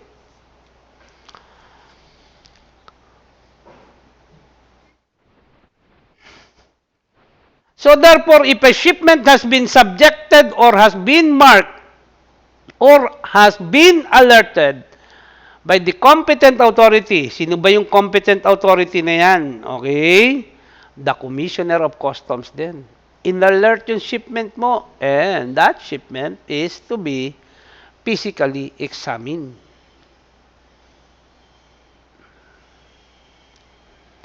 Next, please. Miss Gabianza, letter C. The goods are electronically selected for physical examination. Ang sabi ko nga sa inyo, meron po tayong tinatawag na GL. Nakikita nyo to, Mr. Karandang? Ano yung GL? Green lane po. Ano yung YL? Yellow lane po. Ito po ang selection ng kargamento. It was selected or electronically selected as RL, red lane shipment. And therefore, if it is a red lane shipment, under letter C, it has to be physically examined. Next, please.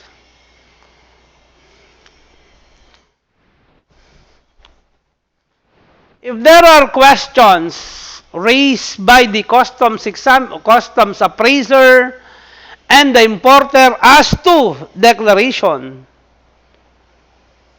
meron bang issue sa value, meron bang issue sa classification between the importer and the customs officer concerned, then therefore it is proper to conduct a physical examination to determine who is right, whether the importer's declaration or whether it is the customs appraiser's finding po. Para malaman kung ano talaga laman ng kargamento. Did you get it, Mr. Karandang?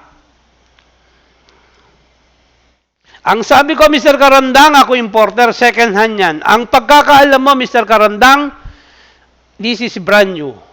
To make sure or to determine who is telling the truth, then, under letter C, merong issue po surrounding goods declaration and import clearance process, then, the goods should be physically examined para malaman kung sino yung tama. Right, Mr. Karandang? Now, letter E po. Tatanungin ko po kayo, no, bakit po? Ikaw ba, Mr. Karandang, which one would you like to have as an importer? Intrusive or non-intrusive po?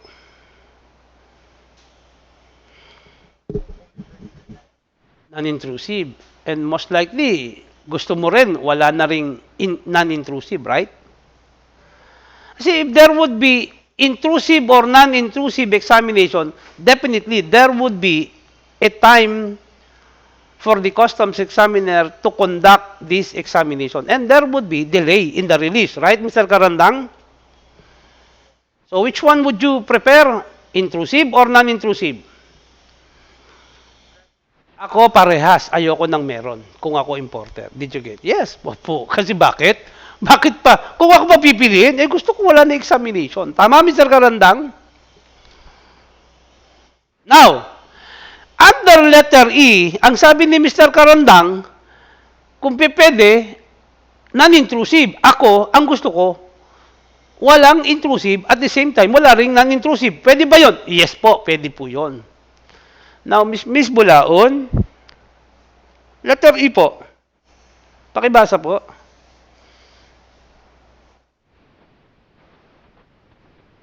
Hindi na mo, Mr. Karandang, oh.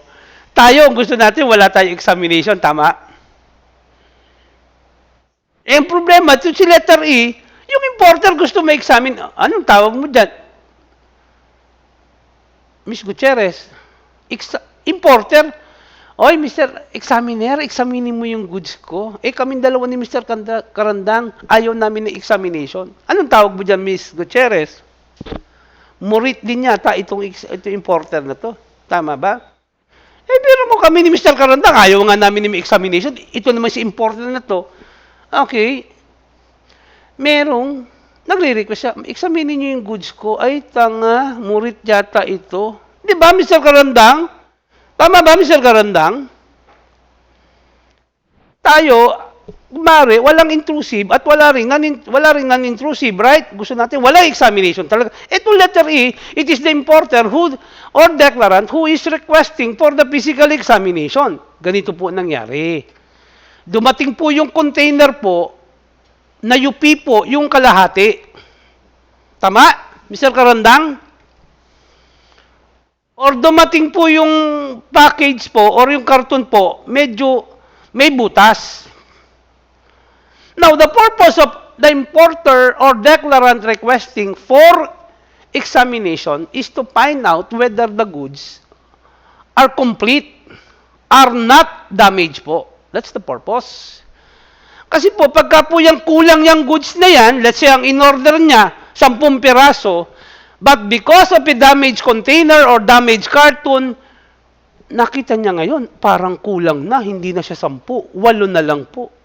Kaya po nagre-request siya ng physical examination is for the importer in case the findings of the examiner is that 8 na lang ang dumating, ang binili ko 10. Oh, kung ako ang importer, Mr. Karandang, 10 ang in-order ko, at 8 lang yun nakita dahil nabutas na, natapon na, wala na, babayad pa ba ako ng duties and taxes based on 10 or based on 8? No, it is based on 8. Kasi po, bakit ka magbabayad? 8 na lang yung dumating, 10 yung in-order ko. Ibig sabihin, during transit or during transport, nawala po yung dalawa. Kasi po, nabutasan yung container, natapon po, nawala na. Now, if what has actually arrived is 8, not 10, then therefore, magbabayad ako ng duties, not based on 10, but based on 8 po. Tama po ba, Mr. Karandang? And how would they know now, or how would the BOC know now that 8 has actually arrived, not 10, because of what? Examination as requested by the importer. Tama po ba? Malalaman ng customs officer, nagdududa kasi si importer. Kaya nag-request ng examination. Baka yung 10, wala na 10 yan, 8 na lang. So therefore, if the actual examination says that only 8 arrived instead of 10 na binili niya sa abroad, ang babayaran na lang ni importer not based on 10, but based on actually arrived as examined. Tama po ba, Ms. Gutierrez? 8 na lang ang babayaran yung duties and tax para sa 8. Tama po ba? Tama po ba, Ms. Gutierrez? Murit ba si importer?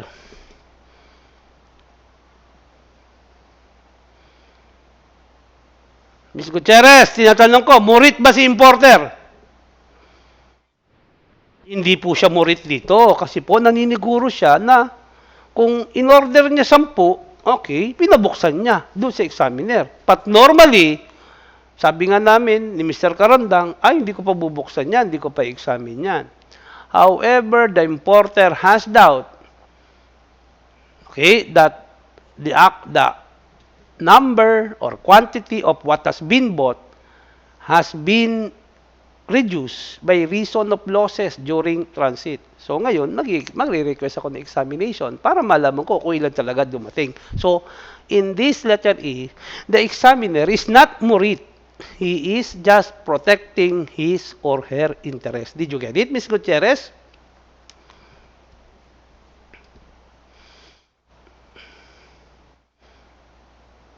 Tama po ba? Hindi siya murit. Naniniguro lang siya. Tama, Ms. Gutierrez? Kasi pag hindi mo pina-examine yan, hindi ka nag-request ng examination, ang presumption po ng customs dyan, 10 in order mo, 10 ang dumating. What if nabayaran mo ngayon 10? Pagdating sa warehouse mo, ilan na nakita mo, Ms. Gutierrez? 8. Lugi ka ba? Yes po, kasi binayaran mo duties and taxes based on 10, but actually arrived, or what has actually arrived is only 8. Lugi ka po. Tama po ba? Mr. Karandang, bago ka magbayad, you ask for the reduction of duties and taxes to be paid based on actually what has arrived. Ano po ang tawag po doon? If you still remember your customs 1 po. Yes, Mr. Karandang, ang tawag po doon, instead ng babayaran mong duties and taxes, is 10, but you ask for 8. 8 lang babayaran ko. Kasi ang 8 lang po dumating, pero binili ko 10. Anong tawag mo doon? Mr. Almete, how would you call that? When you ask for the reduction of what the importer has to pay based on actual or based on actually arrived. Anong tawag mo doon? Yan po. Ang tawag doon, Miss Bulaon, abatement po. Pag nakabayad ka na, ang binayaran mo 10, pero dumating lang sa'yo 8. Anong ba tawag mo doon? Refund po yon. Kaya po, nagpapa-examine si importer or declarant po. Did you get it, Mr. Karandang?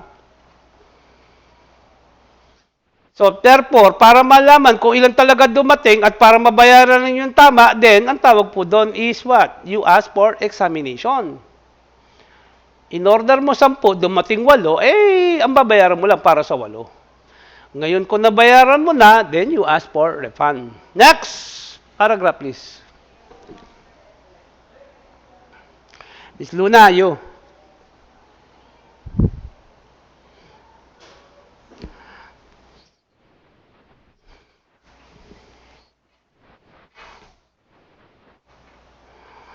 The Commissioner of Customs may exempt from physical examination of the goods authorized economic operators. Nasaan po ang authorized economic operator? Yan. Para malaman ninyo po kung sino po yung authorized economic operators, marami po sila, no? Okay, meron po yan sa bandang ba dito, yung mga economic operators na yan. Hanapin ninyo yung section regarding economic operators po. Marami po sila. Okay? Ito po, sa 1227 po. 1227 and 1228 po. They are considered what? Authorized economic operators. And under the second to the last paragraph, if goods are consigned to authorized economic operators, then the commissioner may exempt examination of the goods. Ibig sabihin po, pag Mr. Karandang is considered an authorized economic operators, then the commissioner may exempt the goods consigned to Mr. Karandang from examination. Physical examination shall be required or when required shall be conducted in expeditious manner. Hindi po pwedeng babagal-bagal si examiner. Kailangan po, it should be in expeditious manner. Mabilis po. Hindi po pwedeng sabihin mo, sandali muna, magpapamanicure muna. Si Miss Gabionsa, examiner. Sabi niya, Miss Gabionsa, ikaw pala examiner. Ako po ang importer or declarant. Sasabihin sa akin ni Miss Gabionsa, pwede bang bumalik ka na lang bukas kasi magpapamanicure pa ako eh. Putsang na, grabe, no? Hindi po pwedeng ganon. Sabi naman ni Miss Gamotea, teka muna, mamaya na Mr. Doroteo, kasi may tawag pa yung boyfriend ko, mag-uusap kami ng 5 oras. Ba, grabe, no? Baka naman magkasugat na yung tenga mo, Miss Gamotea. Did you get it? Expeditious manner, meaning there should be no delay. Klaro, Mr. Guzman? Okay, very good. 421 po.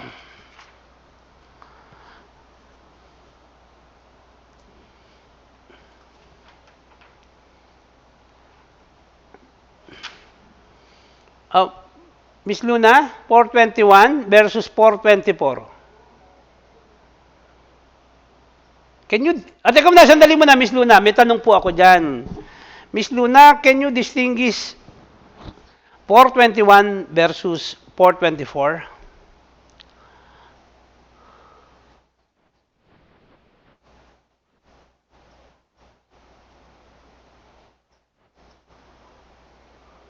No, Miss Luna. 421 versus 424. What is the difference?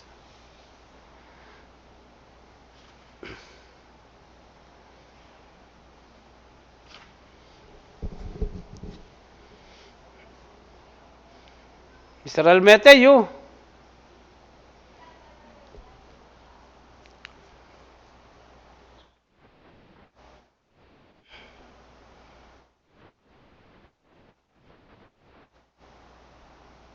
Karandang? Yes? What's the difference between four? Yes?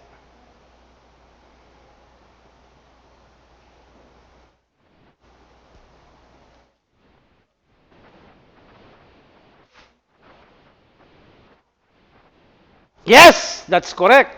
421 refers to the function of a customs examiner, while 424 refers to the function of a customs appraiser. Maliwanag po? Yan lang po ang difference nila. Maliwanag? Miss Luna? So therefore, customs examiner provides for section 41, 421 po. While the customs appraiser is subject to section 424. They have separate function. But nowadays po, under the Bureau of Customs setup, pinagsama na po ang examiner at appraiser po. Sino po ang mas mataas kung magkahiwalay po sila, Mr. Karandang?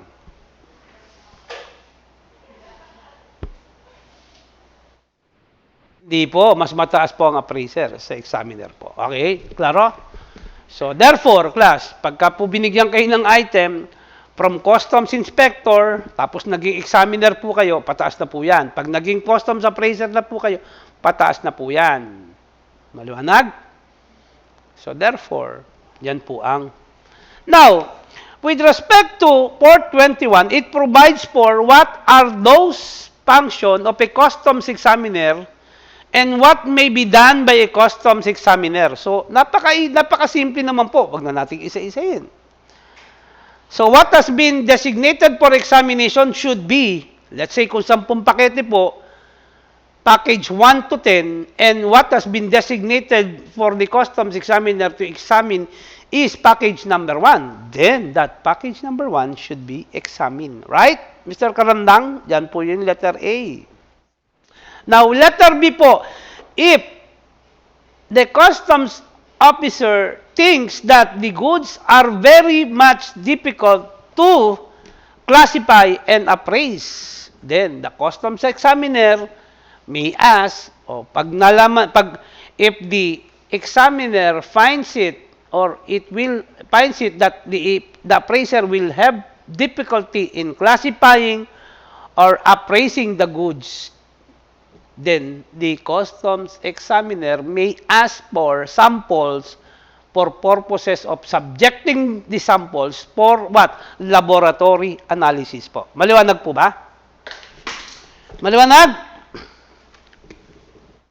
O, ibig sabihin po niyan, pag si Mr. Karandang po ang appraiser, ako po examiner at in-examine ko, nakita ko mahihirapan si Mr. Karandang dito na i-appraise and classify. Can I ask samples? Yes po. For what purpose I am asking the samples? Okay, to make it easy for Mr. Karandang to classify and appraise it by subjecting or submitting the samples for customs laboratory analysis. Whenever our samples are taken, it has to be acknowledged by a receipt. Maliwanag ba? And the sample shall be retained within a reasonable period. Pag natapos na pong gamitin yung sample, tapos na po ang laboratory analysis, the duty of the customs examiner is to return the samples to the importer. In case there is what? Number 1 po, there is what? A discrepancy, a disparity between what is declared and what has been examined. That discrepancy shall be reported immediately by the customs examiner. Ibig sabihin po niyan, ang sabi po as declared, 12. Ang nakita mo, Mr. Karandang, ilan? As examiner.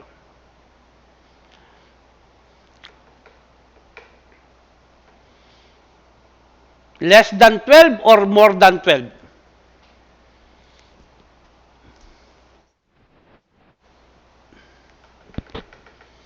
Do you agree, Mr. De Guzman?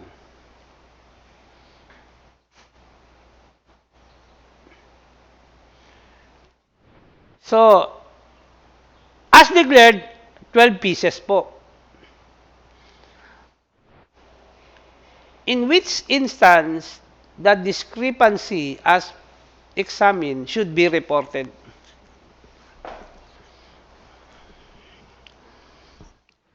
Pag sobra po yung nakita mo. Pero pagkakulang po, kasalanan mo yan. Tama, Mr. Karandang? Tama. Ikaw, Ms. Gutierrez, pagka diniklara niya 12, sabi ni deklarant 12 laman, pero nakita mo 11. O, di sabi mo 12, di 12 ilalagay ko. Tama, Ms. Gutierrez? Tama?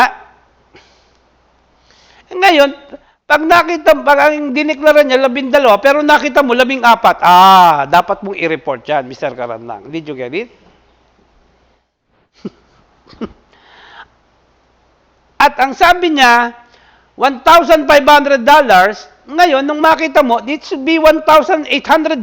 Dapat i-report mo yan as to value. Measurement, weight, lahat po yan dapat i-report mo. As long there is a disparity or discrepancy as to what has been declared and what has been examined. Did you get it?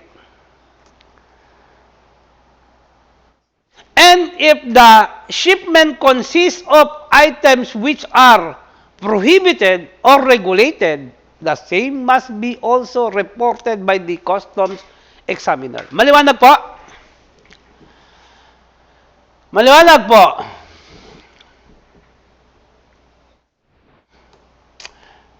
Miss Magsino, Section 422, please.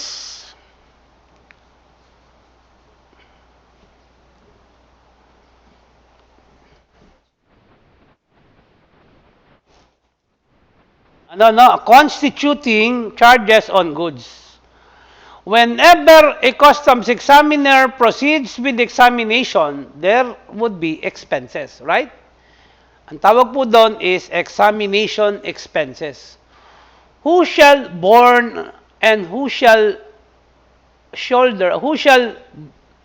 pay and who shall shoulder the expenses?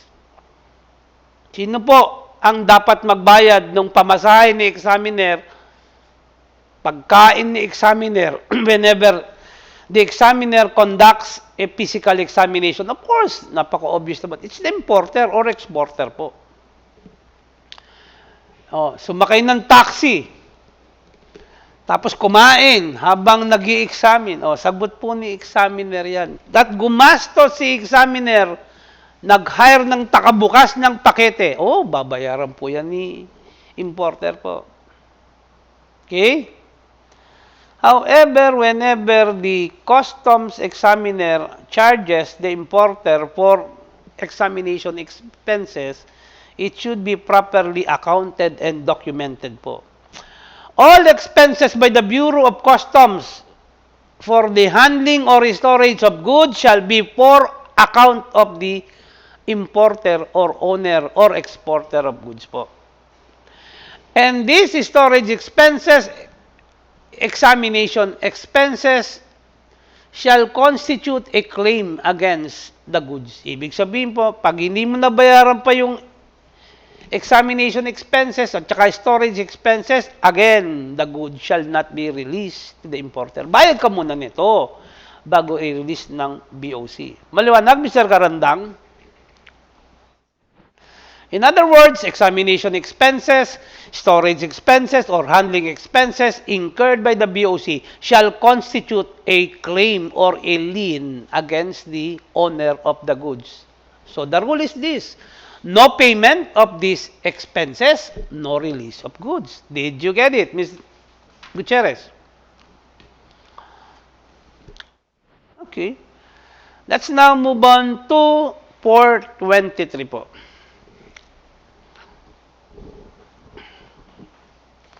De minimis means what?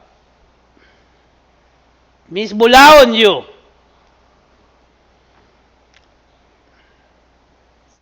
Yes, alam ko. Ikaw si Miss Bulaon. Wag mo na akong tawagin, sir. Alam ko rin na ako, sir. What do you mean by de minimis value?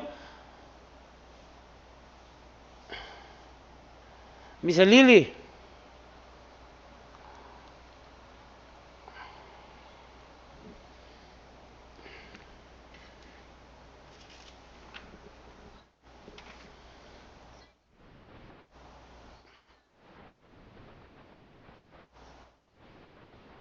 Yes, the minimum value means a small value for which no duty and taxes or no duty and tax shall be assessed and collected. What is that? What is that no minimi, the minimum value? If the value of the goods imported is 10,000 and below, FOB or FCA, the rule is what? No duty or no duty and tax shall be collected. The word de minimis means minimum value or small value. Did you get it, Mr. Almete?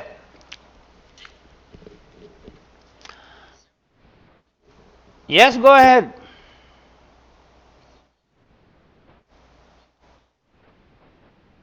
No, below 10,000. 10,000 or below.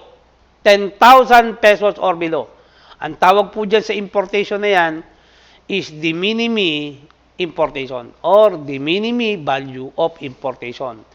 So, if the value of the imported goods is 10,000 or below, 10,000 pesos or below, and that value is either FOB or FCA, then under the definition given by Ms. Halili, no duty or tax shall be collected by the Bureau of Customs. Maliwanag, Mr. Almete?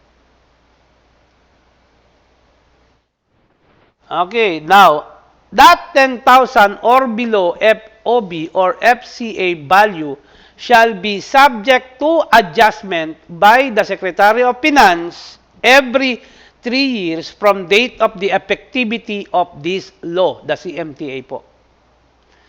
And the adjustment when made by the Secretary of Finance, the adjustment shall be based upon the CPI as published by the PSA. Right, Mr. Karandang? So, CPI, so ibig sabihin yan, itong 10K, kadalasan po, ayan ha, 10K. Nakikita nyo 10K? Tama ba? 10K po, ayan o. Nakikita nyo to? Pwede bang itaas ni Commissioner, pwede bang itaas ni Secretary of Finance yan? The answer is yes. However, when the Secretary of Finance increase this 10,000, let's say, pwede bang gawin niyang 15,000 or 20,000 na yung de minimis value? The answer is yes. However, the Secretary of Finance can only do this every 3 years. So, 2016 po nagsimula yung CMTA natin. 2019 or 2020, the Secretary of Finance can increase the 10,000 to 15 or 20,000 as the case may be. However, when the Secretary of Finance adjusts this value of 10K to a higher value, the Secretary of Finance shall do it only every 3 years and the adjustment shall be based upon the CPI as published by the Philippine Statistics Authority. Consumer Price Index po. Maliwanag po? I will give you or I will be lecturing you the latest Customs Administrative Order regarding what is all about the determination of the minimum value. It is silent S po, hindi po de minimis, de minimi po.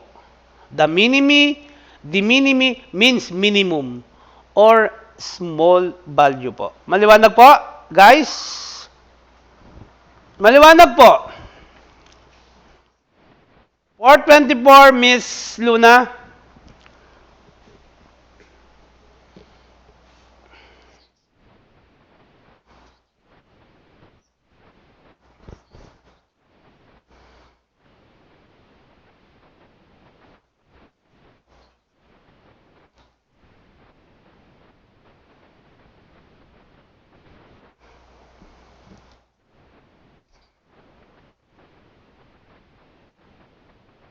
Now, Miss Luna, does customs examiner compute?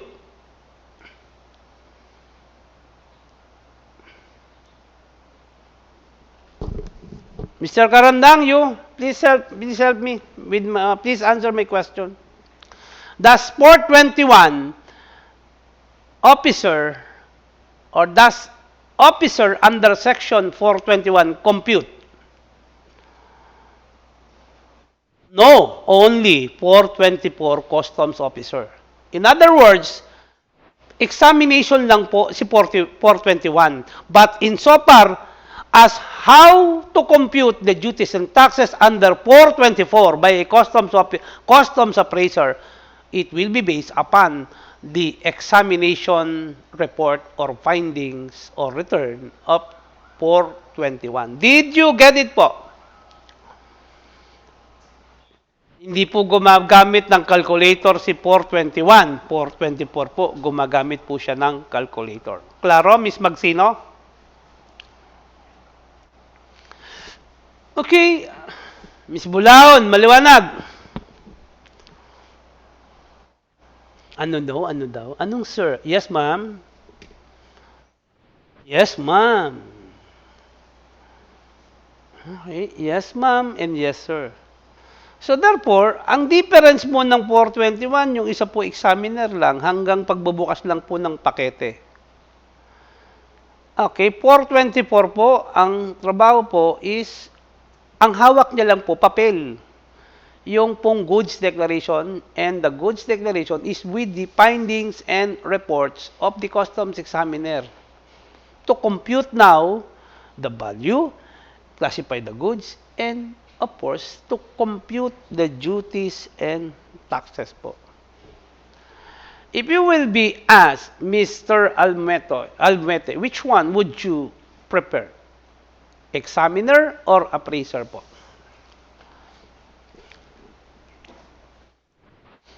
Mr. De Guzman?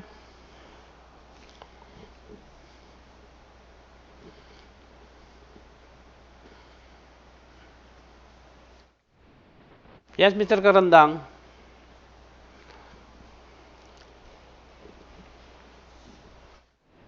What about you, Ms. Gutierrez? Ako gusto ko customs examiner. Kasi po, pagka po hihingi ako ng sample, siyempre, hindi naman namin Mr. Karandang, hihingi ako ng konting sample, yung sample, bakit ginabangan ko yung sample? Tama? Kasi po yung appraiser po, hindi pwedeng mangingi ng sample eh. Tama? O, gusto ko examiner kasi unang-una ako makakakita sa kargamento. At si 424, appraiser, hindi niya nakikita yung kargamento, but 421, nakikita niya yung kargamento. Kung chocolate yan, pwede akong tumikim. Right, Mr. Karandang? Hindi, sinasabi ko lang yung totoo. Actual po, reality po yan. Si customs appraiser po, under 424, hindi niya po nakikita yung kargamento. Ang pinagbabasihan niya, dokumento. While 421 po, what is the basis of the report of the examiner is actual seeing and actual inspection of the goods. So, mas gusto ko examiner. Kaya lang po, ito lang po ang problema sa examiner. Pag sumabog mo yung kargamento, siguradong siya po una yung tatamaan. Tama? Si appraiser, wala po. Kasi hawak niya, papel lang eh. Did you get it, Mr. Karandang? Now, let's now move on to 425. Tell me if it is already time, ne? Marami lang akong ginagawa ngayon eh. At nagbabasa ako ng letter, yung letter kagabi. Magbabasa ako mamaya mga. 425, please read. Tentative assessment. Have I discussed this before, Miss Bulaon? Yes po. Tama po ba? Yes. Because I asked you to prepare, or I have discussed to you how to prepare a request for tentative assessment or release of the goods. Right, Mr. Karandang? Okay, that's it. Ganun na po kasimple. Now, what are the common issues again in tentative assessment, Ms. Gutierrez?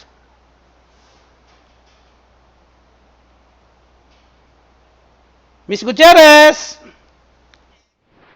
the following are the common issues in a tentative assessment, right? Yan po yung sinasabi sa 425. Nagkaroon po ng issue and dispute on a particular subject matter. What are the issues in the common issues in the tentative assessment, Mr. Karandang?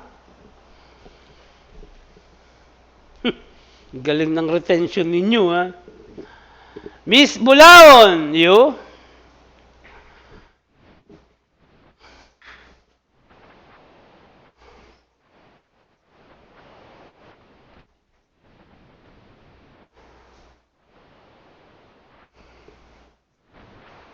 And what are the requirements or conditions before tentative assessment or release may be allowed by the BOC?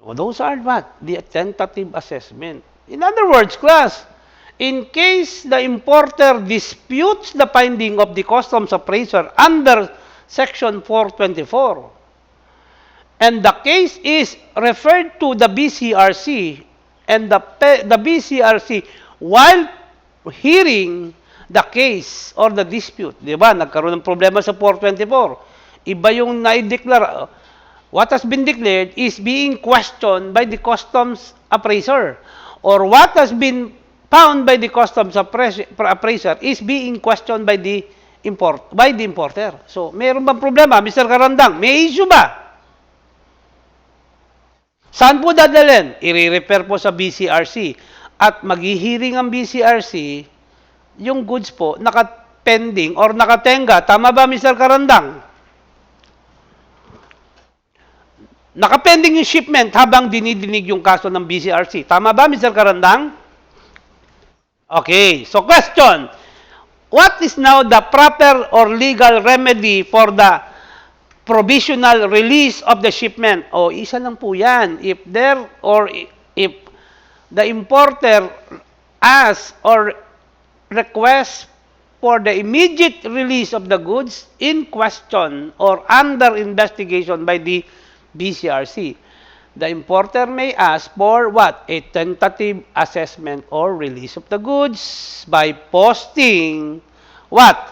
A sufficient security or a cash bond or a surety bond equivalent to the difference between what has been declared and what has been found by customs officer under Section 424 po. Did you get it? So, pag alam niyo po ang common issues under 425 and the conditions before 425 may be availed of, then you would have no problem explaining what is tentative assessment. Under Section 426, wala naman pong dispute. Tama po ba? Mr. Karandang, under 426 and 425, what's the difference between 425 and 426?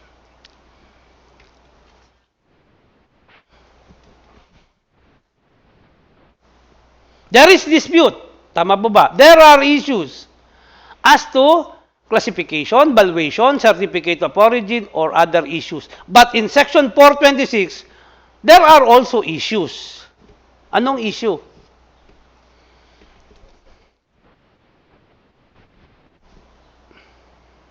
Yes.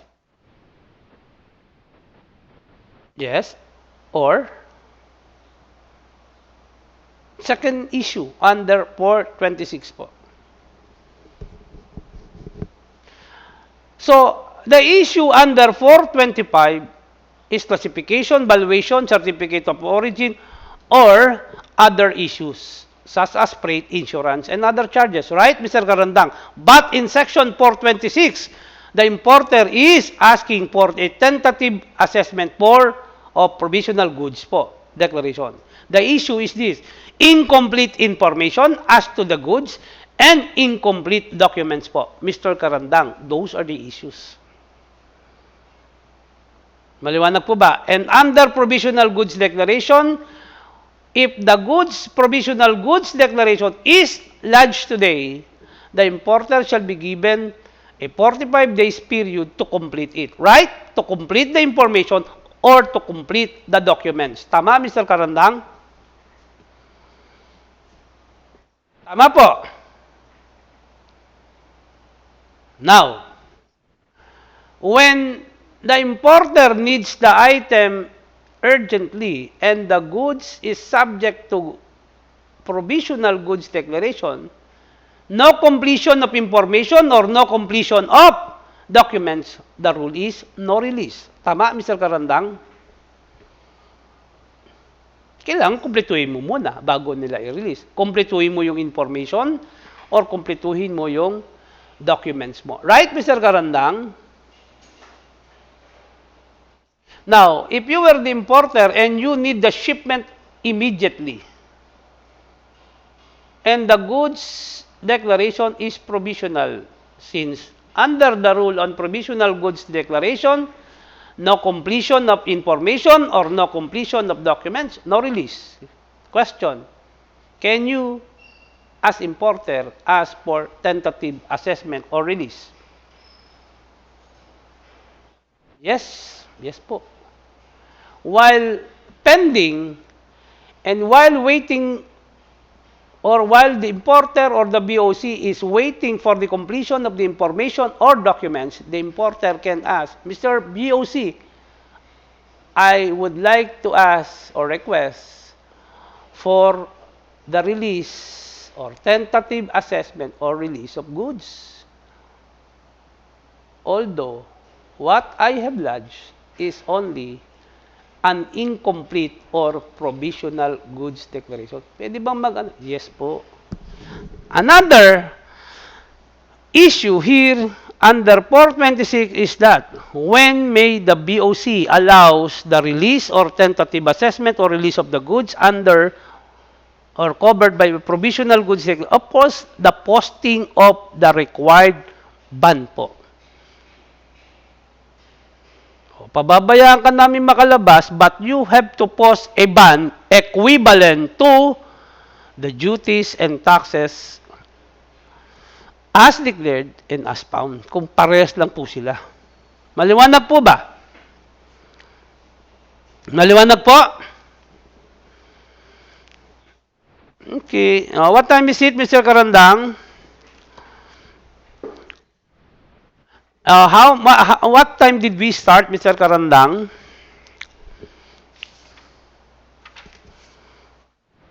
9:03. So, I will be dismissing you at exactly 11:45. So, the next section that I will be lecturing this afternoon is 427 up to 436 po. Tama po ba? I still have 9 sections po, or 9 sections. Tama ba, Mr. Karandang?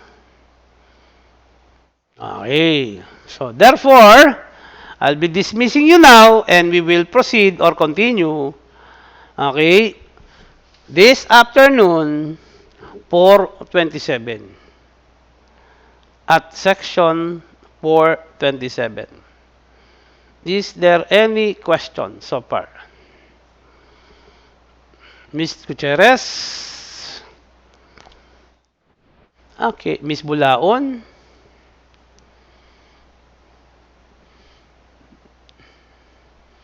Now, Mr. Karanda, di ba nagbigay ako ng seat work kagabi between 8 to 10, right? Okay, I'll be reading it siguro hanggang Friday po. No. Maliwanag? Oh, meron pa yatang nag-text kay Dr. Kalman na bigyan ko daw kayo ng time to submit it. Right? Mr. Karandang, parang may message ako kanina kay Dr. Kalman. Guys, huwag niyong pagsasabayin yung trabaho ninyo sa pag-aaral ninyo. Klaro, guys? Kung may trabaho kayo, priority nyo muna to. Kaya kayo pinag-aaral kasi ayaw ng mga magulang ninyo na pagdating ng araw, yan na lang ang trabaho ninyo. Gusto nila, maiba ang trabaho ninyo. Naintindihan mo ako, Mr. Karandang? Gusto ba ng nanay mo na ikaw ay permanenteng crew ng McDonald's na lang? Naintindihan ko kayo, kailangan nyo magtrabaho, pero hindi po. Yung ginagawa nyo pong pag-aaral is to make you not an ordinary employee. Pag naging broker ka, ibang usapan po yan. Hindi po ganyan na magiging trabaho mo. Did you get it, Mr. Karandang? Sana maintindihan ninyo ako. Ngayon, kung idadahilan nyo sa akin, may trabaho kayo, di magtrabaho na lang kayo, wag na lang kayo mag-aral. Did you get it, Mr. Karandang? Kaya kayo nag-aaral at kaya kayo tinuturuan dito because we don't want you to be an ordinary employee. I want or we want you to be an exceptional employee po. Or extraordinary employee. Gusto ko namin kayo maging broker. Ngayon, kung paglalabanin nyo yung dalawa, work versus study, which one would you choose, Mr. Karandang? Ha? Tapos magrereklamo kayo kay Dr. Kalma na bakit hindi kayo mabigyan ng extension. Oh, sabi ko, di ba 2 to 5, tama? Tama ba, Mr. Karandang? Tapos, nag-request ka. Anong nirequest mo?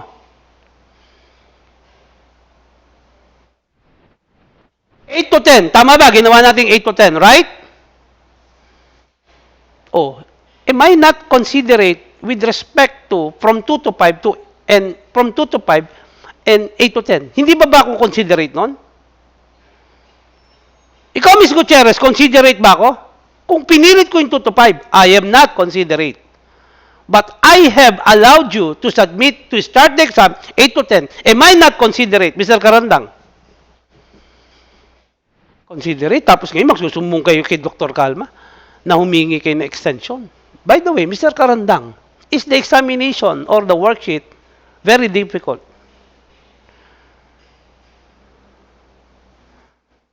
Sakto lang, tama ba? And can you do it within 2 hours, Mr. Karandang?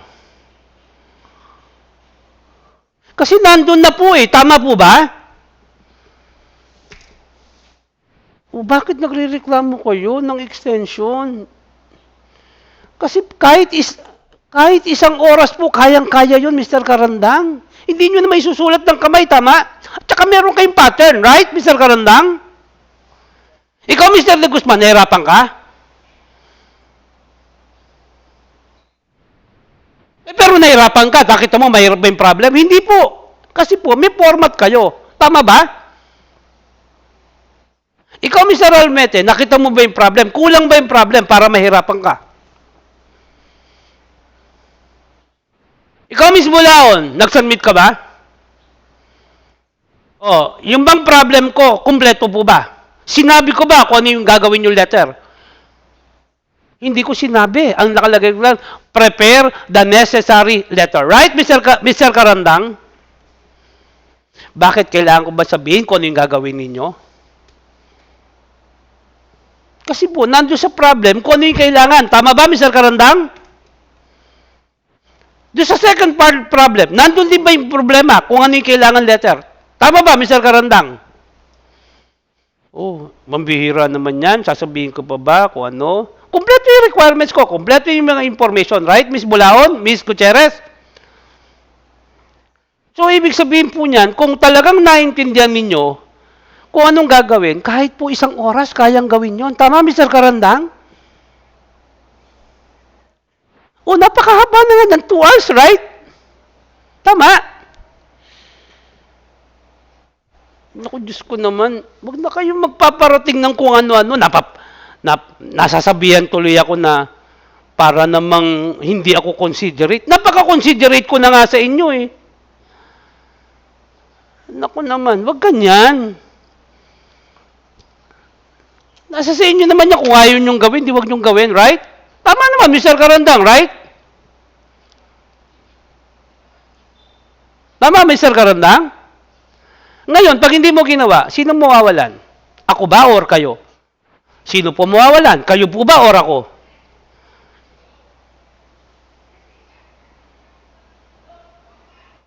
Kayo, kasi bakit unang-una? Practice and training yan eh. Tsaka unang-una, ilan ang pinagawa ko sa inyo? 2 letter lang. Dapat nga yan, 4 eh. Kasi 8 yung diniscuss ko sa inyo eh. 2 na lang pinagawa ko. Nagre-reklamo pa kayo. Nang-extension pa kayo. Miss Bulaon, Miss Gutierrez.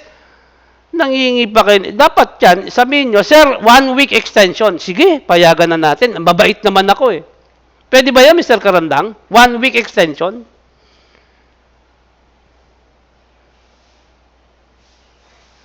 Mr. Karandang, I'm asking you. Panis na yung letter mo, hindi pa tapos. Tama ba? Grabe naman yan, extension. Actually, Mr. Karandang, kung naintindihan mo lang, wala pang 2 hours tapos yung letter mo. Miss Gutierrez, ilang oras mo ginawa? Miss Gutierrez, you. Sobra-sobra pa. Kaya nga eh. Pero nandun ang information. Ipapasok na lang sa loob ng letter mo. Right, Miss Gutierrez? Miss Gutierrez? Nakakaya naman kayo, pararatingin niyo pa kay Dr. Kalma para naman kayong inaapi ni BBD. Inaapi ko ba kayo, Mr. Karandang?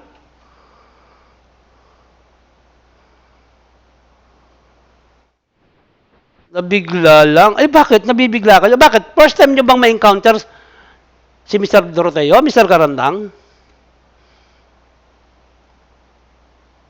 O, yun naman pala eh. Alam nyo naman pala nag-lecture na ako. Nakadalawang liko na akong lecture sa inyo eh. Siyempre, pagka nagdalawang lecture na ako, nagdalawang linggo na, mahaba na yung na-cover ko, normally, I would be giving you an evaluation. Normal yun. Mag-expect na kayo. Sigurado may kasunod na yan na quiz. Tama, Mr. Karandang? Ano ba yan? Bagong-bago kayong karap po? Ikaw, Miss Luna, nakapag-submit ka?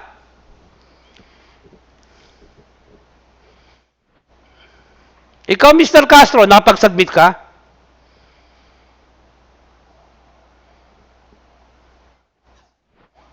Kailan ka nag-submit, Mr. Castro? Kahapon or ngayon? Miss Lily, nakapag-submit ka?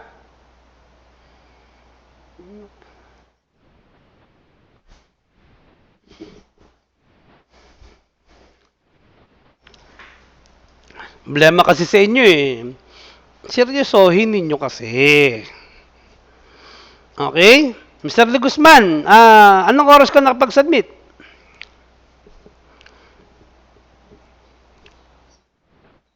Oh, di ba? Kaya naman talaga eh. Kung talagang naintindihan mo. Actually, tinitignan ko nga kahit mga isa't kalating oras eh.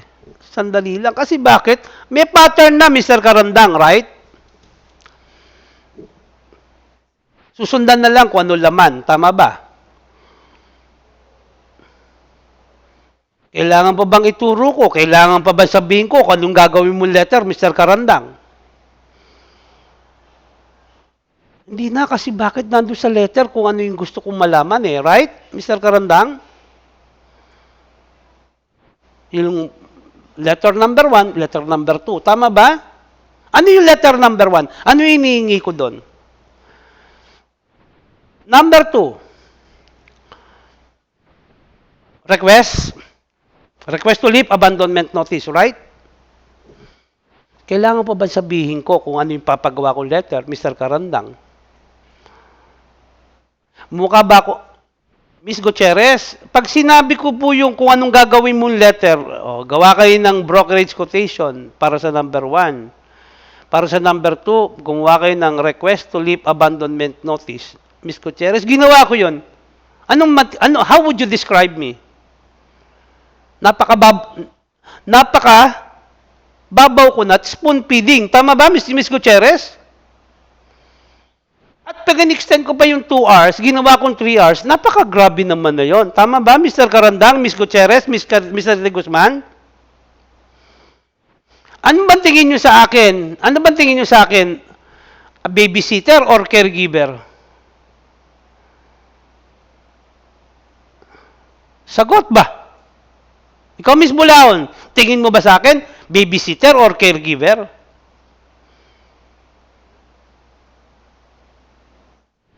Nakakaya naman yan.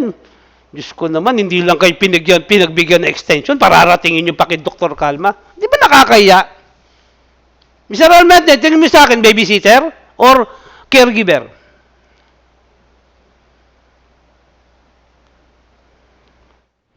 Di ba nakakaya naman yan, pararatingin nyo pa dun, kayo naman. Di ba? Kung di lang kayo pinagbigyan ng extension, pararatingin nyo pa na parang napakalupit. Napakalupit ko ba, Mr. Karandang? Yung bang magiging sakto ko lang, matututo ba kayo? Yes, of course. That's part of this discipline. Yan lang po yan. Kasi pag hindi po kayo ginanyan, hindi po kayo matututo. Kaya ko kayo ginaganyan kasi pagdating ng araw, naging customs broker, can you ask your client to give you an extension regarding submission of the following? Of course not. Kung ako client mo, nangigang ng extension, yan ang pinapagawa ko sa iyo, hindi ka pa ng extension. Okay? Next time, hindi na ikaw ang broker ko. Did you get what I mean, Miss Gutierrez? Nakakaya naman yun, pinarating niyo pa. Okay, that will do. And this afternoon, we'll start with port 27 and I'll finish up to port 36. Did you get it?